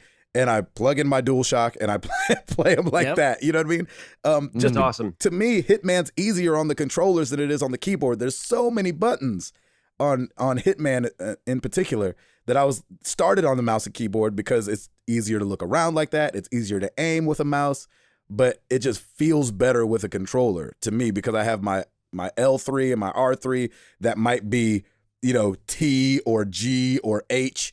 You know what I'm saying? And it's just, even though I have big hands, it's just exactly. It's just a stretch for me, and I don't play like that. So, I'm sad to see a future where we don't have the console that just makes it easy to play the game, and I don't have to worry about data caps, and I don't have to worry about all these other things that when I'm playing Uncharted, I could go off Wi-Fi and play Uncharted and just have fun with that. I think I'll really miss that if that's our future. Yeah. If that's our future, I feel like I have a lot more books in my future. Maybe, yeah. But here's the thing. At the end of the day, it comes down to what games do you play. It's not necessarily do you play them on Xbox or PlayStation. Those are preferences. I prefer Sony only because I like the DualShock better. And they're putting out more games. If this console war goes away, then all of the responsibility is on the developers. We've got the Ubisofts, we've got the Insomniacs, we've got all these other, the Naughty Dogs, all these amazing developers that would now be developing games for everybody, which I think is great in the future. I just don't know what platform that is, though. Exactly. As long as there's a controller available, I think it's not necessarily going to matter. But I do agree that if we are going this streaming way, then there's a whole nother ball of wax we need to worry about: data caps, Wi-Fi, outages, all that stuff. The same like if the power went out in the middle of our console gaming, but I feel like it's a little bit more strenuous because Wi-Fi and bandwidth has ebbs and flows. It's usually, there's more traffic during the day because everybody's on it. And sometimes it goes dips down and there's different times that it's better. So now we are worried about that. But Gabe, I love to your point, Gabe, that you can just sit down. Your console is a dumbed down version of a PC. It's an all-in-one turnkey, put the disc in if you want, or download it digitally, put the power on, sync your controller, and off you go. Right. Because I don't think anybody would argue that their Wi-Fi or internet is more wobbly than their electricity at home. Exactly. My electricity is barely ever out. You know what I'm saying? It's up 99.9% of the time, where my internet speeds are not half as reliable as by just electricity. Yeah. And that's what I'm concerned with. And that's where ISPs need to kind of step up. And, we've had this whole debate with, privatizing everything and all this other stuff. I think that, if this starts going the way we all think it's going, that's going to have to be readdressed. ISPs are going to have to, really step up and be like, all right, well, no more data caps, and know that basically bandwidth has to be available all the time to everybody at this point. And I hear all those concerns, and those are all super valid, especially in the here and now. When I think future wise, I'm really not concerned about that, because you think about it, 10 years ago, nobody could have believed that we would be in a place where we'd have an infrastructure where we could stream all of our movies and television, 24/7 if we wanted to. It's going to get better. And for, if let's say Google doesn't pull a waffle like they've done with other products, and they really stick really super hard on the streaming thing, and then Microsoft does it, and then let's say that Sony continues with PlayStation Now, and they're all focusing in on streamings. Yeah. Companies are going to force ISPs to do things because if they can't sell their product because ISPs have caps for everybody under the sun, there's going to be somewhere where there's going to be some push and some agreements made and some deals made, and things are going to change. Things will get to a point where the streaming makes sense, but I agree. It's going to take a long time. And in the immediate, even when streaming is a thing, I like the idea of it having, even though I've been one of the people that has also said I hate how everybody under the sun has their own independent subscription. But in the gaming world, which is where I like to spend my free time, I'm fine with there being a Sony, streaming model, let's say, and then a Microsoft one. I like them having a reason, as I said earlier, for them existing. I want your exclusive thing. You need to have your thing that makes me gotta have yours. I go to ESPN because I gotta watch First Take. I can't get First Take on Fox Sports. So if I want First Take, I gotta go to ESPN. I like having the gotta have. That makes things interesting to me. I think that transition though will be easy because if say Microsoft and PlayStation no longer have like any of their services, then it comes down to games. Well, then the developers, like then you have, Ubisoft has theirs, EA has theirs, then all the subscription services, now they're gonna battle for your money. And maybe you get multiple subscriptions for multiple developers. And then you know what? You're pretty much set. You don't have to go anywhere. You can download the games you want and it doesn't matter. And it's not going to cost you nearly as much. But the lines might get blurred after, when all is said and done. But to me, it all comes down on the gaming developers now. Like the responsibility is now going to be more. It's not a PlayStation developer anymore. It's not a Microsoft developer. It's just a developer like a Ubisoft or EA or any one of those. And they're the ones that are going to have to come out with the games that we love. Those are publishers, by the way. Publishers. So, it's going to, yeah, exactly. Like it comes down, it's going to come down to essentially the games, the publishers, the developers, the responsibility is going to come on them. I think Sony and Microsoft have always been the facilitators. They buy up developers. They're the ones that, this is ours. This is exclusive. If that exclusivity goes away, I'm fine with that as long as the game's great and it it matches my gaming style. I'll go wherever, but I don't need 3 or 4 different consoles to do that. And if it all kind of centralizes down into one, I'm kind of fine with that. But again, I still have my concerns because of bandwidth and streaming and the whole nine. Yeah, and I think 3 out of the 4 of us live in, and not to diss where Ed lives, but we live in metropolitan cities where the internet thing is going to happen for us quicker than it happens for places of Indiana. Yes. And so that's, in the back of my mind, only because my family and law all live out in the sticks and love gaming, that's why it starts bumming me out because I'm like, they're not even going to be able to do any of what we're talking about unless these ISPs start reaching every corner of the United States and beyond. I think that's, that'll cause a problem, but, that'll also work itself out. Ed's speeds will get faster where he lives. And, my father-in-law, their speeds will get faster. But you just don't know how slow that will move. Or will it be like you have the metropolitan cities that are going to be able to game 5 years from now? Or if you don't live there, then like maybe. You know what I'm saying? That's, anyway. But that's what I love about that, though, because what's going to happen is the ISPs are going to get so much demand from the public because the gaming industry, as we all know, it's a booming industry. It's doing just fine. It's sustainable. It's going to be around forever. And if enough people, and a lot of gamers start complaining more and more, ISPs are going to hear that and they're going to be forced. It's going to force their hand to open things up way more, which I love. So then your father-in-law will be able to have the same speeds we have in metropolis areas. So I kind of like that because now it's like power to the people kind of a thing. Because if enough people don't have access to the things that they need, ISPs are definitely going to hear that. And I kind of love that. It's a little frustrating just because when I look back at 10 years ago, yes, we've come a long way. Yeah. But I feel like I am still, regardless of what city I'm in, the same amount of time that I did 10 years ago, turning off my router, waiting 10 seconds. I feel like I'm still doing that just as often as power cycling. That's interesting because I don't feel like that's, and I don't know if it's just the 2 places that I've lived in the last 2 places I've lived. Like here, obviously I have the best internet I've ever had at my current residence. But even at my previous residence, even though speed wise, especially on the upload side, I did not have access to decent upload speed. But my download speed constantly got better. And I don't know if it was just my provider in that area, but I think the entire 8 years that we lived there, at the very beginning, the first year or 2, we had AT&T, and then I switched over to Spectrum, and that entire rest of the time. And I think I only ever had to call service or had an issue maybe twice. Like it was so super reliable for me. And here at this house, I've had a few more hiccups with the internet, but they've always got resolved like super fast, faster than my power did the other night when it was out. Right. But again, big city, right? Funny. You know what I'm saying? What's that? I'm saying again, though, that's big city.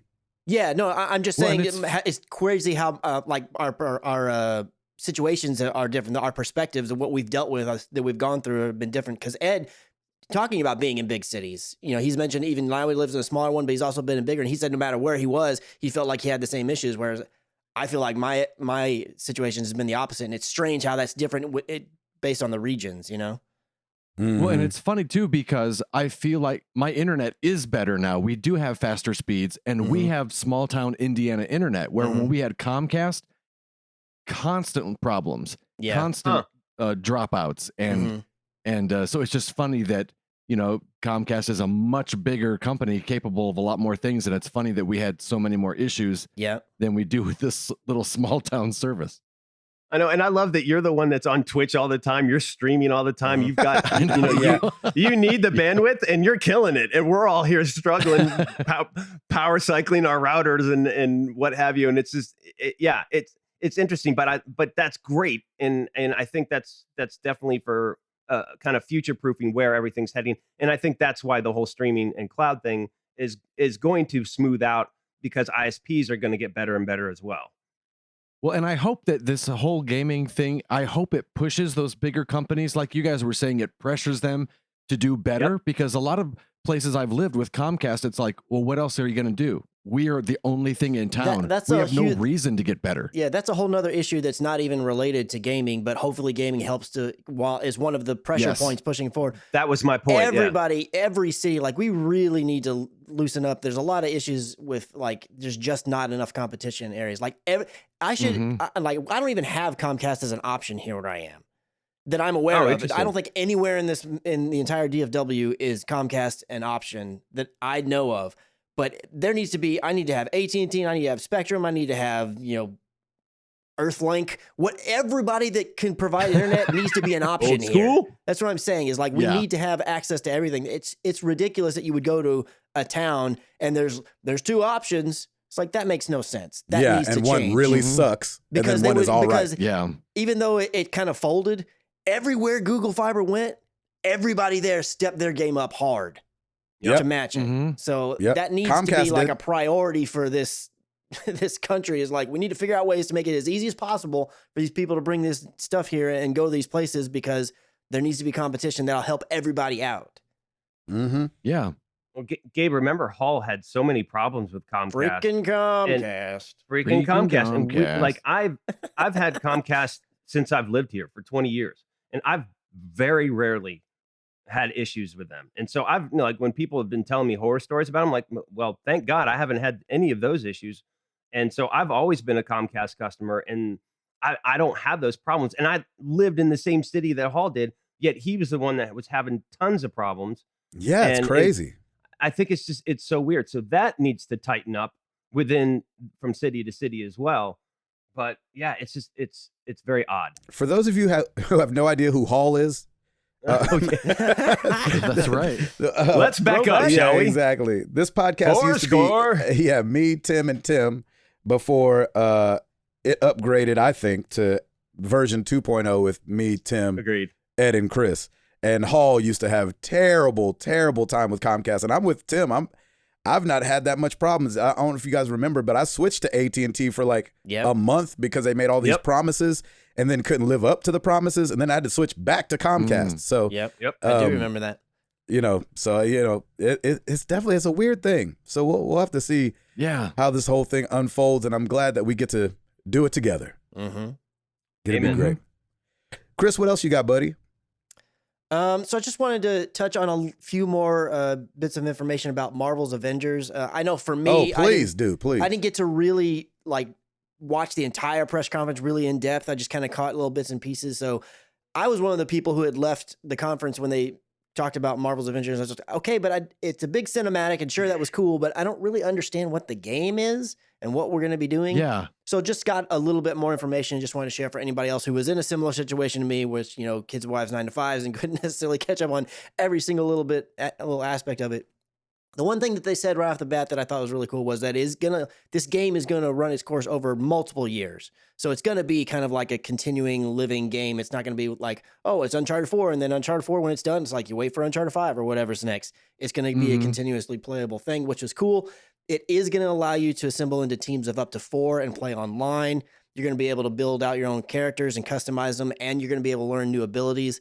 And the initial lineup of characters, which is Iron Man, Thor, Black Widow, Captain America, and the Hulk, those aren't going to be the only ones. There's going to be more that come available throughout the years that the game is going, and you're going to be able to pick up and play as multiple characters. And the other thing that I thought was really cool is how much are those post superheroes? How much do they cost? Yeah. Yeah, well, I don't know, but I don't know if they're going to charge for that in particular, because there's been no mention of if there's going to be any semblance of microtransaction or how DLC is going to work in terms of will it be sold for money. But they did say that I'm sorry, the superheroes are going to be free. Yeah, that's what I was getting at. Yeah. Yeah, well, I was going to say there's no loot boxes and there's no pay to win scenarios, and that the heroes that come are going to be free. But I don't know about when it comes for like I'm assuming the expansions, if you will, are going to be some type of story, because they said there's going to be other missions that are added. I don't know if those are going to be for pay or not. Did you know one way or the other? No, I just liked that they said that all post superheroes that come out, if you want to play as your favorite one, are going to be free. I love that. Even if you have to, even if you're doing the initial games or the missions and stuff like that, I think that creates replayability in the sense of like, oh, I'd love to go back and do that as, whoever, War Machine or, whoever they end up releasing. I think that's a great little thing to promise, at least. Yeah, and I agree. I'm assuming they're going to be free in the sense that the day that, similar to Overwatch, where like when Baptiste became available, like everybody just got him right away. I'm hoping it won't be something similar to the way. So Apex, all the legends that are released, you can technically get them for free as long as you've played enough of the game to earn the currency. So it's a little bit of a loophole, because they give you the ability to play them, but they're like, but you can get it free as long as you've earned enough of the currency. I'm assuming the way that the language is of this, that they're just gonna, the day that Ant-Man is available, he's just available, and everybody has him, kind of thing. It's not gonna be a thing where you have to then still unlock them, but maybe not. We'll have to see for sure with the way that comes. But mentioning that it's going to be free, or at least at the very least, there's a free way to obtain the new heroes, is a great thing. Absolutely. Yeah, definitely. It does make me wonder, though, like there's got to be somewhere down the road, be it microtransaction or paid expansion DLC, some way where they're going to continue to make money off of this. So I'm curious what that's going to be, since they said there is going to be no random loot boxes and there's going to be no pay to win scenario. So maybe it's only going to be cosmetic type stuff that they sell, which I'm totally fine with. That's how I got no problem with that. Because if you just want to customize your Captain America to have a neon green Captain America suit and be like, hey, cool, go for it, as long as they offer that in the game. Yeah, I'm totally fine with seeing as how people went crazy for the Spider-Man suits that they had, you would think you would be able to sell a lot of different iterations of people's uniforms or suits, and people would definitely pay for those. Yeah, and since it's going to be like an online game where you can team up with 4 and go out and do missions and whatnot, I bet they're going to do similar to the way that they do with like Overwatch and some other things where, oh, we have this event going on or whatever, and you can only earn these outfits for these characters during this event, so you got to play during that time. Things that help to increase the engagement and keep you wanting to come back, much like all these other things, releasing new characters and whatnot. Yeah, I was curious. Can you create your own and or play as a stock character? Am I understanding that right? I mean, it says that you can build out your character, customize them, and learn new abilities. So I took that to mean like, oh, you have Captain America, but then you can build up his stats and his abilities and customize his things to that extent. I don't know that you can make I can't make Captain Breadfan and go be an Avenger. I don't know that that's a thing that I can do. Gotcha. Okay, that's what I was unclear about. I was like, I wonder how that's going to work. That'd be kind of cool if you could, but I don't know. Right? But I think too, it makes more sense what you're saying, considering like the bang 'em up cast that they you know, got for this game. What is it, like Troy and Nathan and Travis Nolan Willingham and Laura Bailey, I believe. Yeah, man. So we get to play Uncharted 4 as Avengers heroes. Yeah. Right. So I think that's gonna be dope. I'm excited to see it. They said they have no plans on changing what the characters look like. It was funny because they kind of had a similar tweet that the Sonic guys had. They were like, "Hey, we hear you. We hear that you're upset. We're not changing it." You know, whereas Sonic. I thought that was amazing. I just thought it was funny because it felt very similarly worded, except with a very different ending. Where Sonic was like, "Hey, we hear you. We hear you're upset. We're changing it." They're like, "We have no plans on changing the way anybody looks." That's pretty awesome. I still, just to this day, don't understand quite the fervor of this quote unquote issue.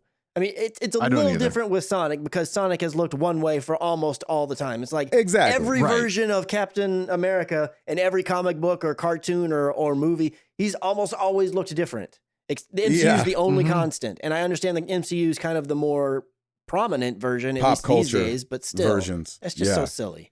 Well, I thought I dove a little deeper into it, and it wasn't that this is maybe just one person's opinion, but I read that it wasn't that they didn't look like the MCU or they didn't look like the comic, but that they just looked stock, like they just took like stock. It just looked very like stockish, nothing special about.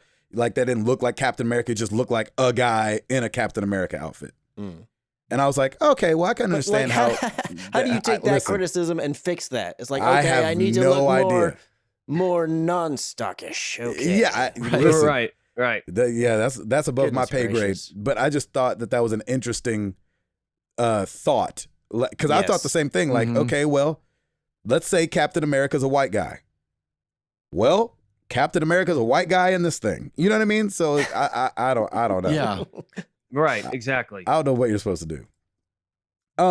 It's just nerds getting all bent out of shape. That's all. No, that doesn't happen at all.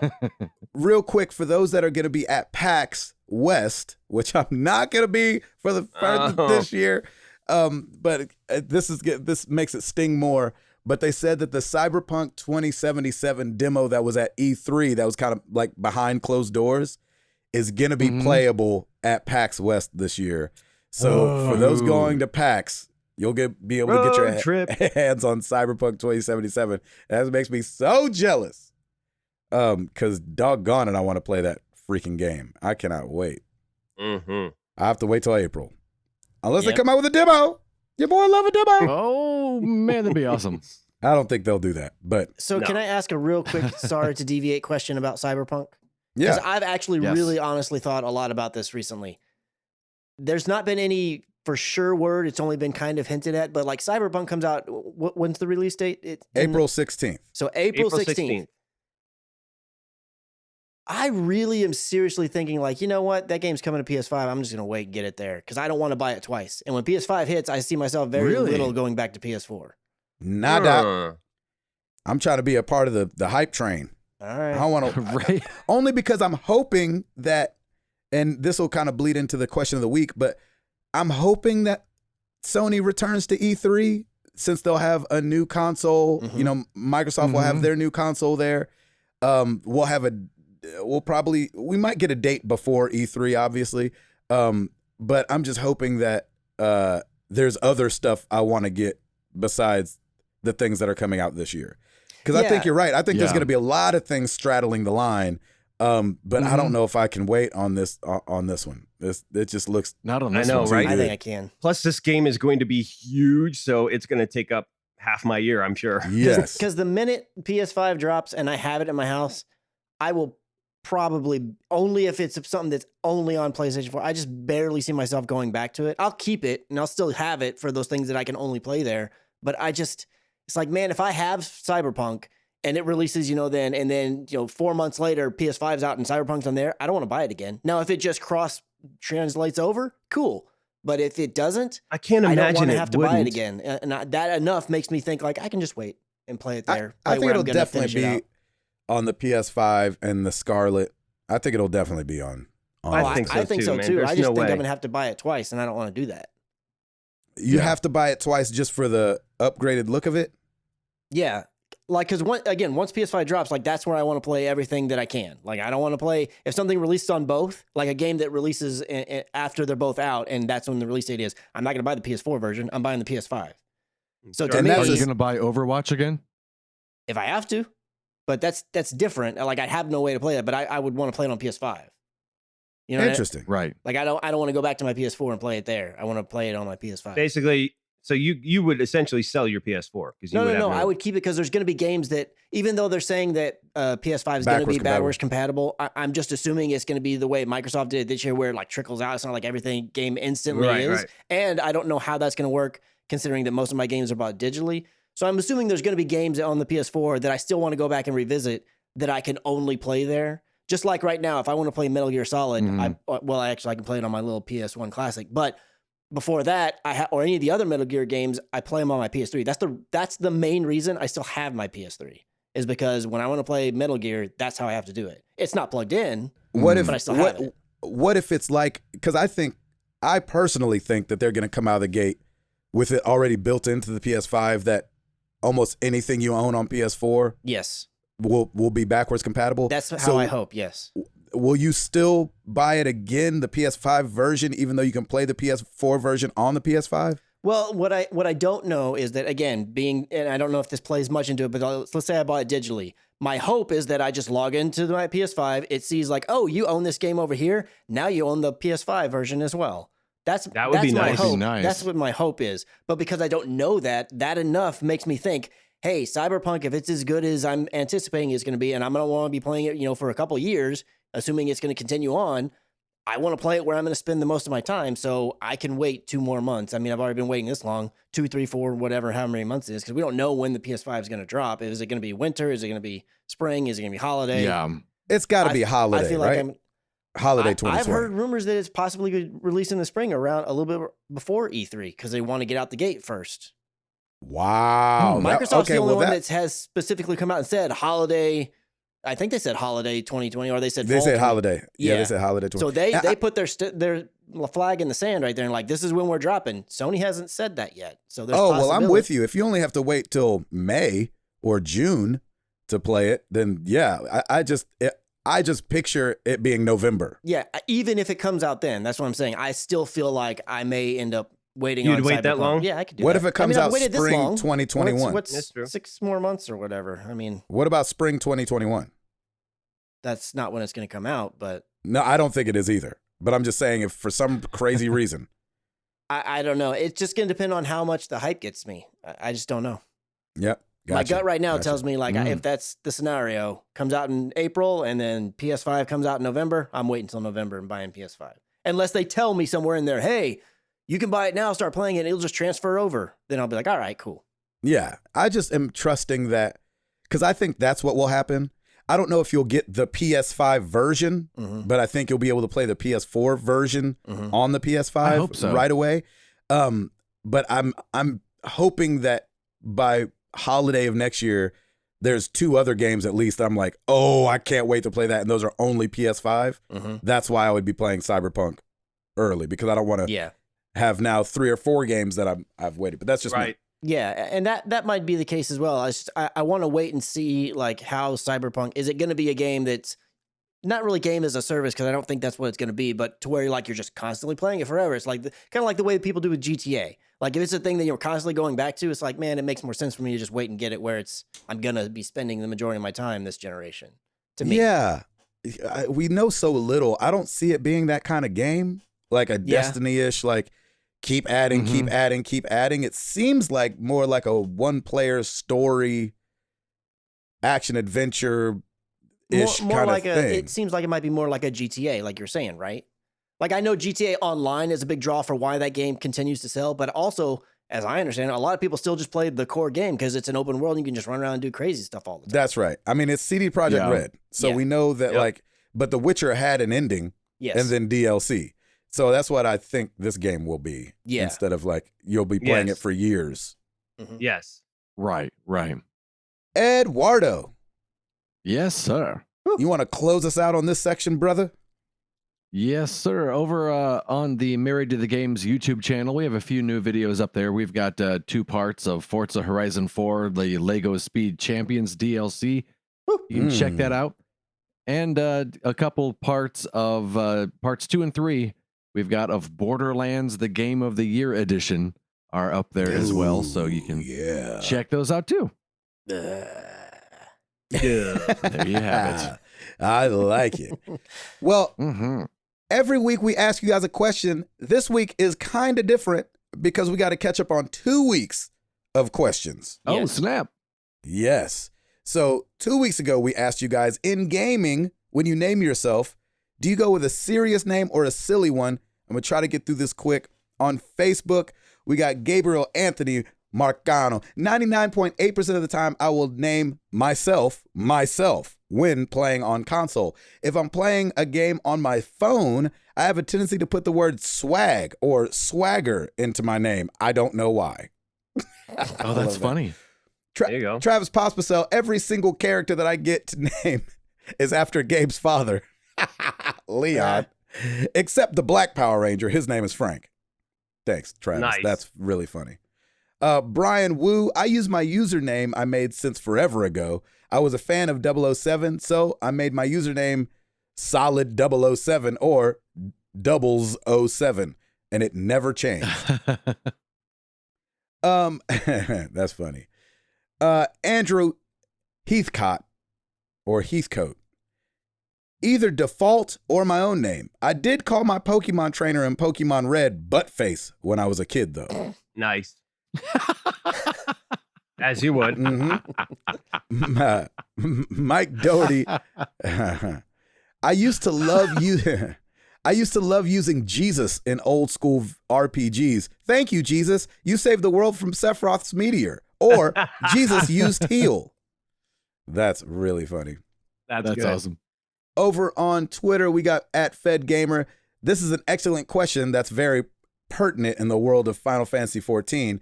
When fighting a battle, it's quite common to see someone with a name like Iraban Stormcaller fighting alongside Burned Toast or something. Exactly. Yes. You get that in Overwatch too. Yeah, exactly. Yeah, and they can't change those. Well, I guess they can now, but there's some rough names out there. I know, right? Over on Discord, we've got Beefmaster. Oh gosh. I always name my tunes Sabbath Gray. Yeah, call that. B-Dog 1221. I always name male characters Levi. Female characters, I pick a name from whatever anime I'm watching at the time. And then last week, kind of as an add-on, we threw in there, what do you think of this year's E3? Who do you think, quote unquote, won? Starting on Twitter, we got @SquillyD. The sheer amount of games that Game Pass has, plus xCloud and Scarlet, made Microsoft the clear winner to me. Not too many surprises, but a really good show overall. That being said, I'm an Xbox guy, so there's that. I know that's right. Josh Stapleton @MTGG Street Team. Noise. Gold medal goes to Nintendo. Lots of big first and third party games. Support for current games like Smash and that Hyrule game. Silver goes to Square Enix. I'm not a Final Fantasy VII fan, but I'm really curious to check it out in March. Bronze goes to Bethesda. I went out and finally bought 76 after they added NPCs. And then Blind for the Kid. Well, the only console that was at E3 was Xbox, so they've got to be the clear winner. But of the weekend, I think by far winner was Nintendo. Also, Keanu Reeves, big ups to Neo. I'm with him. I think Keanu Reeves won the whole E3. He won all. That's a good point. Over on Facebook, we got Russell Biggerstaff. Honestly, thought it was a little weak. Most announcements so far away, further than usual. I thought CD Projekt Red took it overall with Cyberpunk all alone. Really impressed with Square Enix as well. Sure missed Sony. I missed them too, honestly. I agree. Mm-hmm. Daniel, hi. I feel gamers won. Coming out of this E3, I have said that I would play more of the games shown than in previous years. The future is bright for gamers. Nice. Yeah, that's awesome. That's good. Really good perspective. Very good. Over on Twitter. Oh, nope. I already did that. Over on Discord. Who won? Nathan Dugas, definitely Square Enix for mass appeal and Nintendo for anyone who owns a Switch. But as a Destiny fan, I have to say Bungie won for their pre-E3 reveal of the new Destiny 2 expansion, Shadowkeep, and what their vision is for Destiny as a whole in the future. As excited as I am, as excited as I am for so much of what other companies showed, Destiny is something I'm heavily invested in and intend to keep playing for years to come. Let's see. Jeff, here we go. I think the gamers won this year's E3. We saw a bunch of trailers for things way far out that prove that the beginning of next gen is going to have some great games across generations. We also have a pretty solid holiday lineup and potentially one of the best springs coming ever. Microtransactions seem to be on the decline and publishers are spreading more and more resources, ensuring that their games receive a long shelf life through added content. Some say the conference was weak, but I think that there weren't a ton of surprises, which doesn't mean we aren't getting a killer lineup of games over the next year, because we are. That really bodes well as we're seeing lesser known developers and those we haven't seen in a few years get their last games out for this gen, while all the huge AAA devs are waiting to show off their next gen games next year. E3 2019 was the calm before the storm. Next year is going to be one for the history books. I hope so. I totally agree. And I'm that's my goal. I got to get to E3 next year. Got to. It's going to be awesome. Thank you guys so much. You know where to find us. Facebook.com/married to the games, Twitter.com/MTTGcast. Like Ed said, YouTube.com/married to the games. You can come to marriedtothegames.com. We got a little swag there if you want to pick something up. Maybe not the hoodie because it's summertime, but if you live in Alaska or something. What up, Nathan Dugas?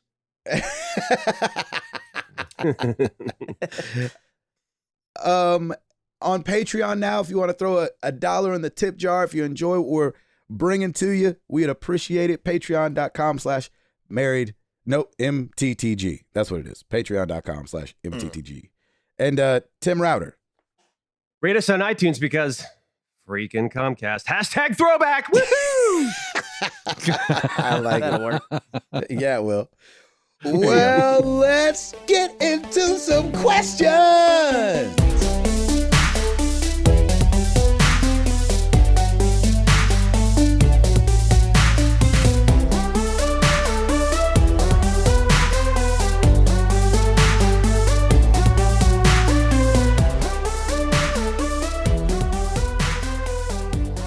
And before we do that, though, really quick, I got to say that is very appropriate that you just did that, because Tim Hall used to do all of our rate us on iTunes, and he's the one that started the whole saying different things when it comes to rating us on iTunes. Yep. So that's funny. Yeah. #throwback.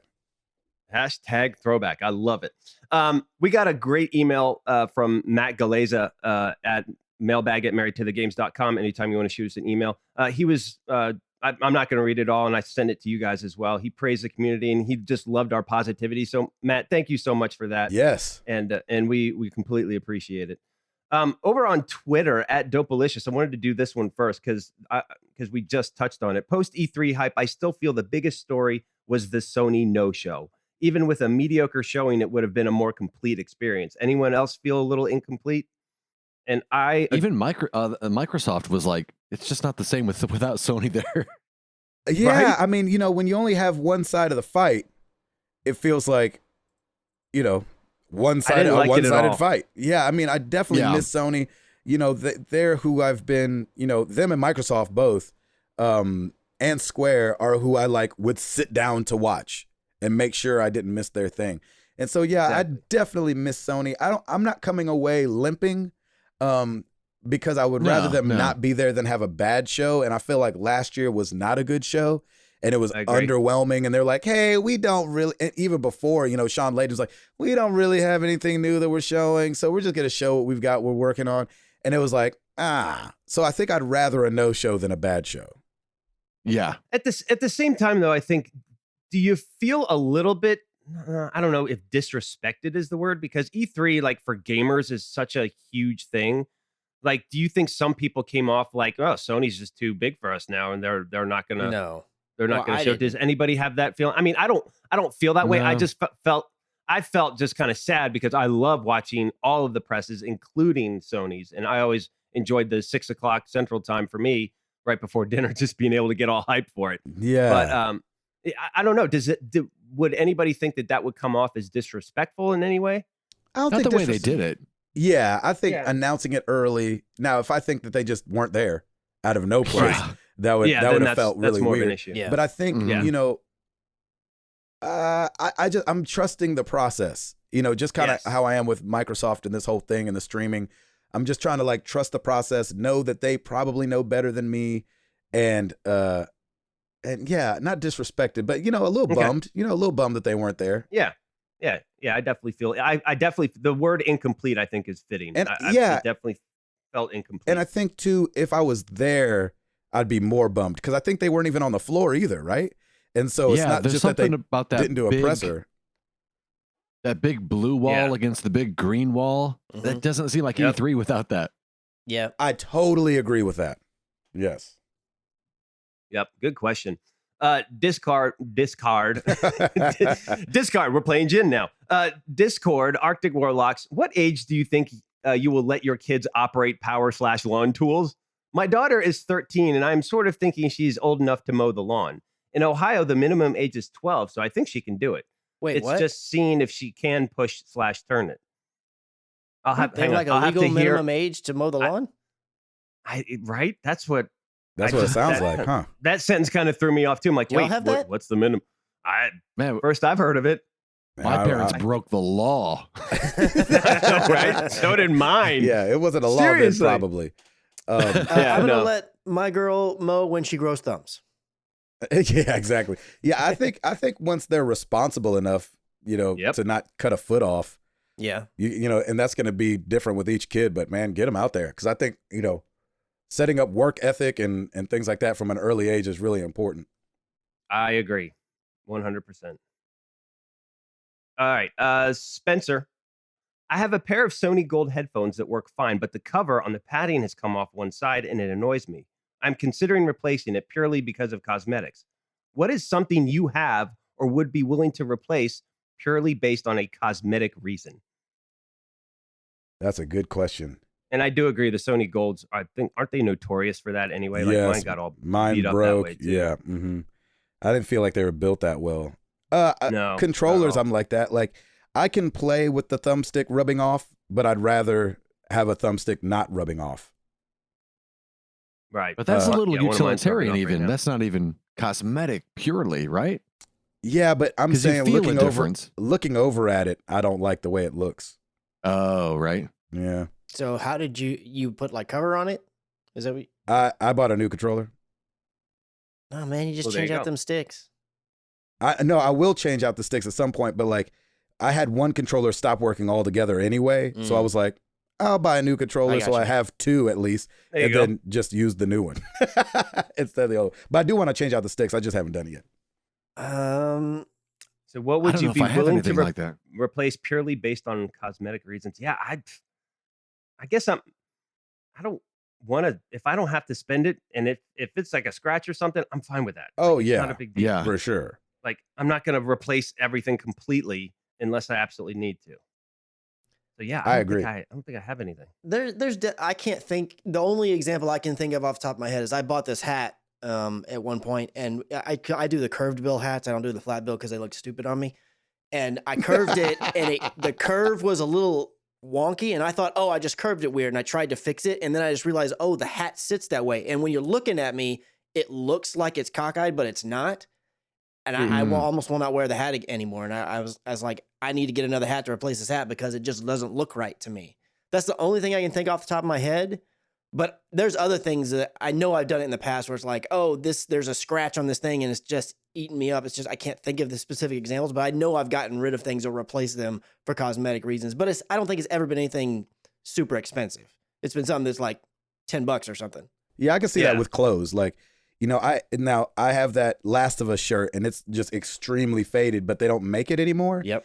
And so I would replace it if they still made it, just because I want it to be vibrant again. Yeah. But we bought it when we were there at Naughty Dog. They were like, "Hey, we're not making it. We're down to our last couple." And I was like, "Okay, well, give me that." You know, that's kind of crazy that you mentioned that, because one of the things that Stacy, you know, that we kind of do is it should be like, oh, you know, you need to go through your clothes every so often. If you haven't worn something in forever, like maybe you should think about donating it, get rid of it.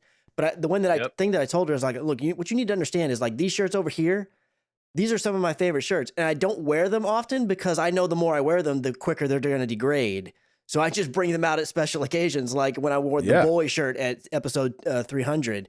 I've only worn that one other time because it's like I really dig that shirt, but it's like I'm going to bring it out at the appropriate times, kind of thing. Exactly. That makes Some sense. have meaning. That's the reason I don't, is because I get so meaning. scared of like I don't want it to fade, or I don't want it to shrink, or I don't want it to, you know, something. Yep. Nice. That's awesome. VPB Butters, if you could buy only one game from today till the end of this year, which one would that Death be? Stranding. It can't be digital in any console. Death Stranding. Death Stranding, man. That's, honestly, right now, that's the only game I'm super hyped for in November. Like that's the only game on my calendar right now that I'm like for sure buy. Hey, I've already paid for it. Did he say this year? Yeah, right. This year that I know of. If you could buy only one game, the question. if you can buy only one game from today until the end of the year. So I'm assuming it has to be a 2019 title. Yeah, anything that releases between now and the end is how I took it. Yeah, I would say, unfortunately, I think Call of Duty, probably, because I've got buddies that play Call of Duty. And it does look good. It's Modern Warfare. And Call of Duty. Ed? Wow. Blood and Truth 2. Trying to think what comes. What was that? Blood and Truth 2? Yeah, definitely. Yeah, that's the one. Man, I'm trying to think what comes out. I'm getting all of my dates goofed up, so now I don't even remember what's coming out. So Star Wars Jedi Fallen Order comes out in November. I remember Ed was super excited about that one too. Yep. I'm trying to think of ones that I know are coming out this year versus 2020 sometime. Yeah, because I think Watch Dogs is 2020, right? Yes, Watch Dogs is 2020. Yeah, shoot.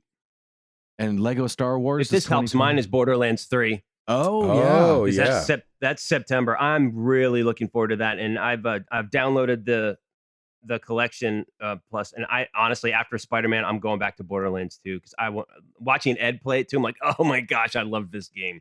So yeah, Borderlands 3 definitely for me. Back to you, Ed. Yeah, you know what? Maybe Borderlands 3 for me as well. Then Star Wars is up there though. There you go. Yeah, all right, there you go. Awesome. All right, Lucas Ham Sandwich. Good morning, my brothers. I have made it to the US of A with my family, and by the time you read this, we'll be on my way to Cincinnati, Ohio, to meet a variety of MTDG and GMG community members. Nice. And I am pumped. As a bonus, I will also be taking my son and daughter to Kings Island to experience their first roller coaster ride and also to see their first live concert, complete with Toby Mac and the best hype man in the business, the Chubby Ninja. I mean, I like to brag. And I cannot wait to see it all through my kids' eyes. So my question is this: what first-time experience do you want to have or look forward to having with your kids or wives or dogs, if you do not have kids, that you have already done but want to see it through their eyes? I love this question. This is a great question. Yeah. So what experience that you may have already experienced, but your kid or significant other has not, but you're looking forward to see through their eyes? Shoot, man, that's a tough one because we've had my first answer is Disney, but we've done that already. But I've got two other kids that hated it the first time we went, and so maybe I can still say Disney, because Remy's been talking a lot about going back to Disney, and he's seeing things and like, oh, I want to go do that, and so through my boys' eyes, I'd love to do that. And then also, I've really loved the way they fell in love with. I feel like they fell in love with gaming this last year. Yeah, man. With Kingdom Hearts and with their 2DSs and stuff like that. So that's been, we've had the opportunity to see some things, and those are the ones that stick out to me. Raising them right, brother. Raising them right. We trying around here without killing anybody. Yeah, mine is definitely going to be this upcoming London trip with Piper. I mean, she loves history. This is her first travel overseas, and I really want to encourage that. And I will save up if she wants to go on a trip overseas again, or if we all can do this again and find another great deal. Like, I want to be able to travel with her so she kind of experiences going to new places. And so I'm really looking forward to her in London. I think she'll love it. She loves history to begin with, like just based on our experiences, what we've had in the past when we went to Philly. Like, she loved that stuff. So being able to go to cross the London Bridge and go to London Tower and see Big Ben and Parliament, I think I'm really looking forward to that and seeing it through her eyes. Yeah. And like I said before, I'm sure I'm going to throat punch her at one point because she's going to be my legs retired and blah, blah, blah. But it's all part of the experience, Russ. And so I'm really looking forward to it. It sounded like you said my leg is retired. What does that mean? My legs are tired. If that didn't come out right, I apologize. No, I'm sure. Ed, what about you? Is there a mountain that you and Sarah haven't climbed together yet that you hope she? Yeah, I can't wait for her to see the Grand Canyon. Really? Oh, yeah, nice. Yeah. Do you guys have plans to go to the Grand Canyon? Not definite plans, but it's definitely on our list of things that we want to do. Awesome. I love that. So I just want to see how she takes it in compared to my experience the first time I saw it. Yeah. Was yours That's so pretty, cool. was it life-changing for you? I've never been. It was. It I've really never been was. either. It's definitely one of the cliche is pictures can't do it justice. And it's so true. Yep. And Interesting. so That's awesome. yeah. I like that. I want to see Niagara Falls too. I haven't seen Niagara Falls Yep, yet. I haven't seen that either. Ooh, yeah, I haven't either. Yep. That's awesome. Everybody go? Chris, did you go? I want to see Ellie experience bacon. Just the joy on her little dog face. She hasn't experienced We bacon don't give yet? her human food, but one day. At all? No. Well, I wow. mean, we'll give her, so it kind of as treats, we do give her carrots or green beans sometimes. I guess you can What? consider that human food. that sounds horrible. I'm telling you, man. That's they a love treat. It. They love it. They do. All you do, just drop a little bit. You don't have to hand feed it. Just drop it on the floor, and please video the No, reaction. but see, like, I want to, like, straight up, like, oh, girl, you can like this. Let's I want to see how that's gonna go. Just to look I on your love little that dog soundtrack. face. Yeah, it's gonna be Oh my amazing. gosh. That's good. I Yeah, think you Ellie need to with put bacon. in the arms of the angel in the background, just so we have a stark contrast to when we usually hear that Just song with dogs in it. $5 a day. Yep. Yeah, you Yeah. could feed this dog bacon. That's right. That's really good, Chris. I like that. All right, final question. Facebook, Brian Niebel, the perfect gamer's man cave quick fire. Here we go. Ooh. Theater seats or big sectional couch? Theater seats. Theater Theater seats. seats. Theater seats. Okay, for your personal seat, a rocking chair or giant beanbag? How about neither? And let's go back and see theater seats. Yeah, exactly. See theater seats. Yeah, exactly. If I have to choose, I'll go rocking chair. Yeah, I think I'll go rocking chair. I'm gonna go beanbag unless I'm doing extra life because I see myself falling asleep. Yeah, I'll go beanbag Oh, between totally. the choices. Nice. Ambient LED lighting or low warm lighting? Low warm lighting. As little lighting as possible, whichever way. Agreed. Low warm Yeah. for me. Yeah. Your choice of 3 drinks on tap or small personal fridge of drinks? 3 drinks on tap. Tap can't Oh, be beat. shoot. Yeah, I think tap can't be beat because fridge is. Fridge is good. It's a good alternative. Yeah, But well, yeah. I'm going fridge for the diversity of it and for hosting purposes. Ooh, yeah, Nice. I'm with you. I like that. I'm going that too. Ed? what do you mean hosting purposes?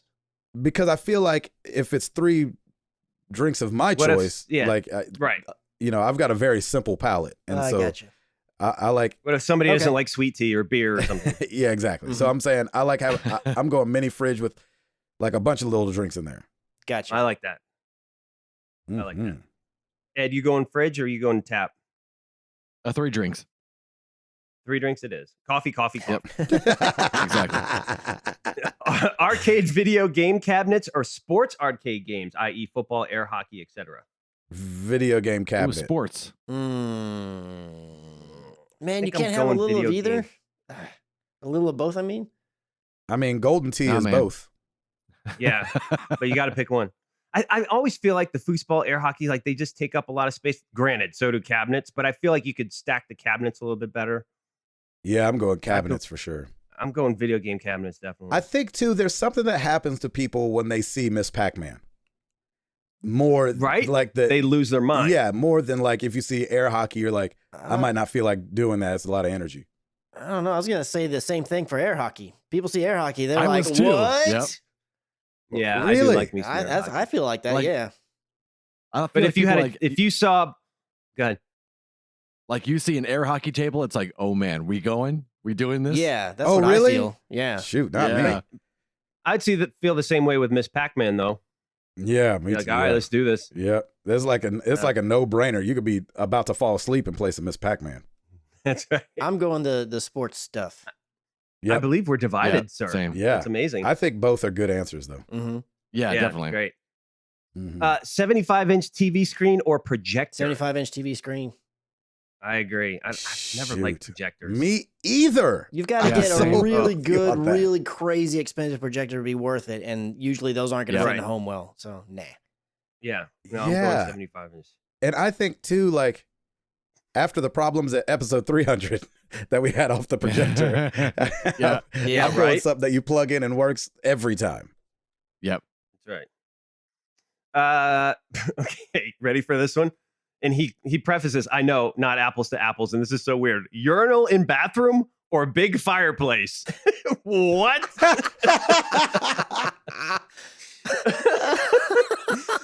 Neebs, dude, what are you doing? What happened there? Did you stroke while you were trying to do this quick fires? Urinal in bathroom or big? How about both? I'm going, if it's a man cave, I'm going urinal in the bathroom. So am I. Yeah, I'm not trying to have a fire pit in my man cave. I always sweating bullets. I never understood why urinals aren't more of a thing in homes. I think that'd be amazing. Yeah. Yeah, that'd be because great. They're not unisex. Yeah. That's all right. Unless you're really creative.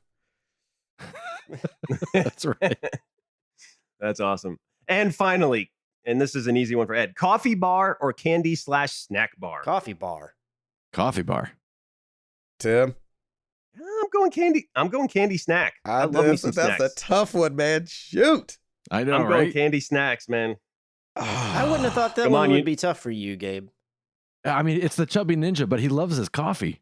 But he's not particular about his coffee. Like you can give him a K-cup and he's fine. He's like, yeah, it's coffee. That's true. Exactly. So and I'm the same way, but man, you just plug it in the I know corner. Gabe loves his Reese's. I'm really surprised you're struggling with this one. So here's the problem. Hosting again, right? Taking it back to hosting. Yeah. If you walk in and see like a glass case of Twizzlers, which I don't like, but like just a bunch of candies, I feel like people's eyes light up. However, I love the camaraderie of making the coffee together. Yeah. Like there's something about like heating up the water, grinding the beans, AeroPressing it, and like, you know, I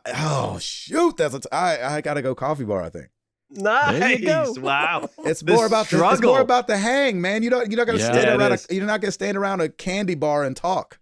You're gonna but like the coffee thing is in there together and like weighing out the grams and all that. I fell in love with that this last tour.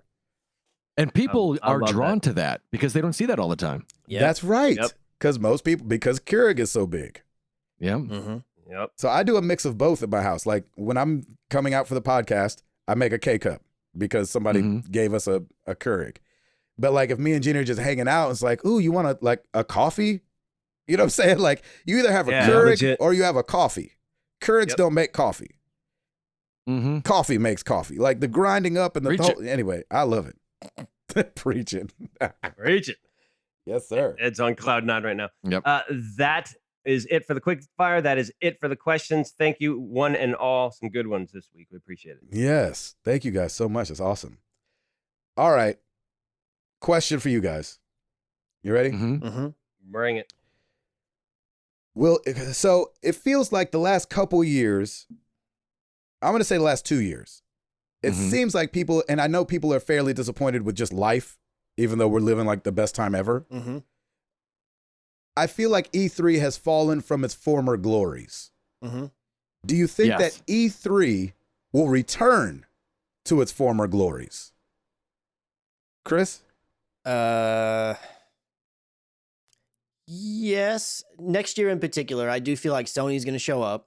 And I feel like both them and Microsoft are really going to be pushing hard because they'll both be unveiling, if they haven't already done it, more so like showing the box and showing what their thing is. I think that's going to go back to like with this generation, you know, they had their own little conferences where they said like showed you the box or just the controller. And then they told you what the price was going to actually. No, Sony didn't even say the price until E3.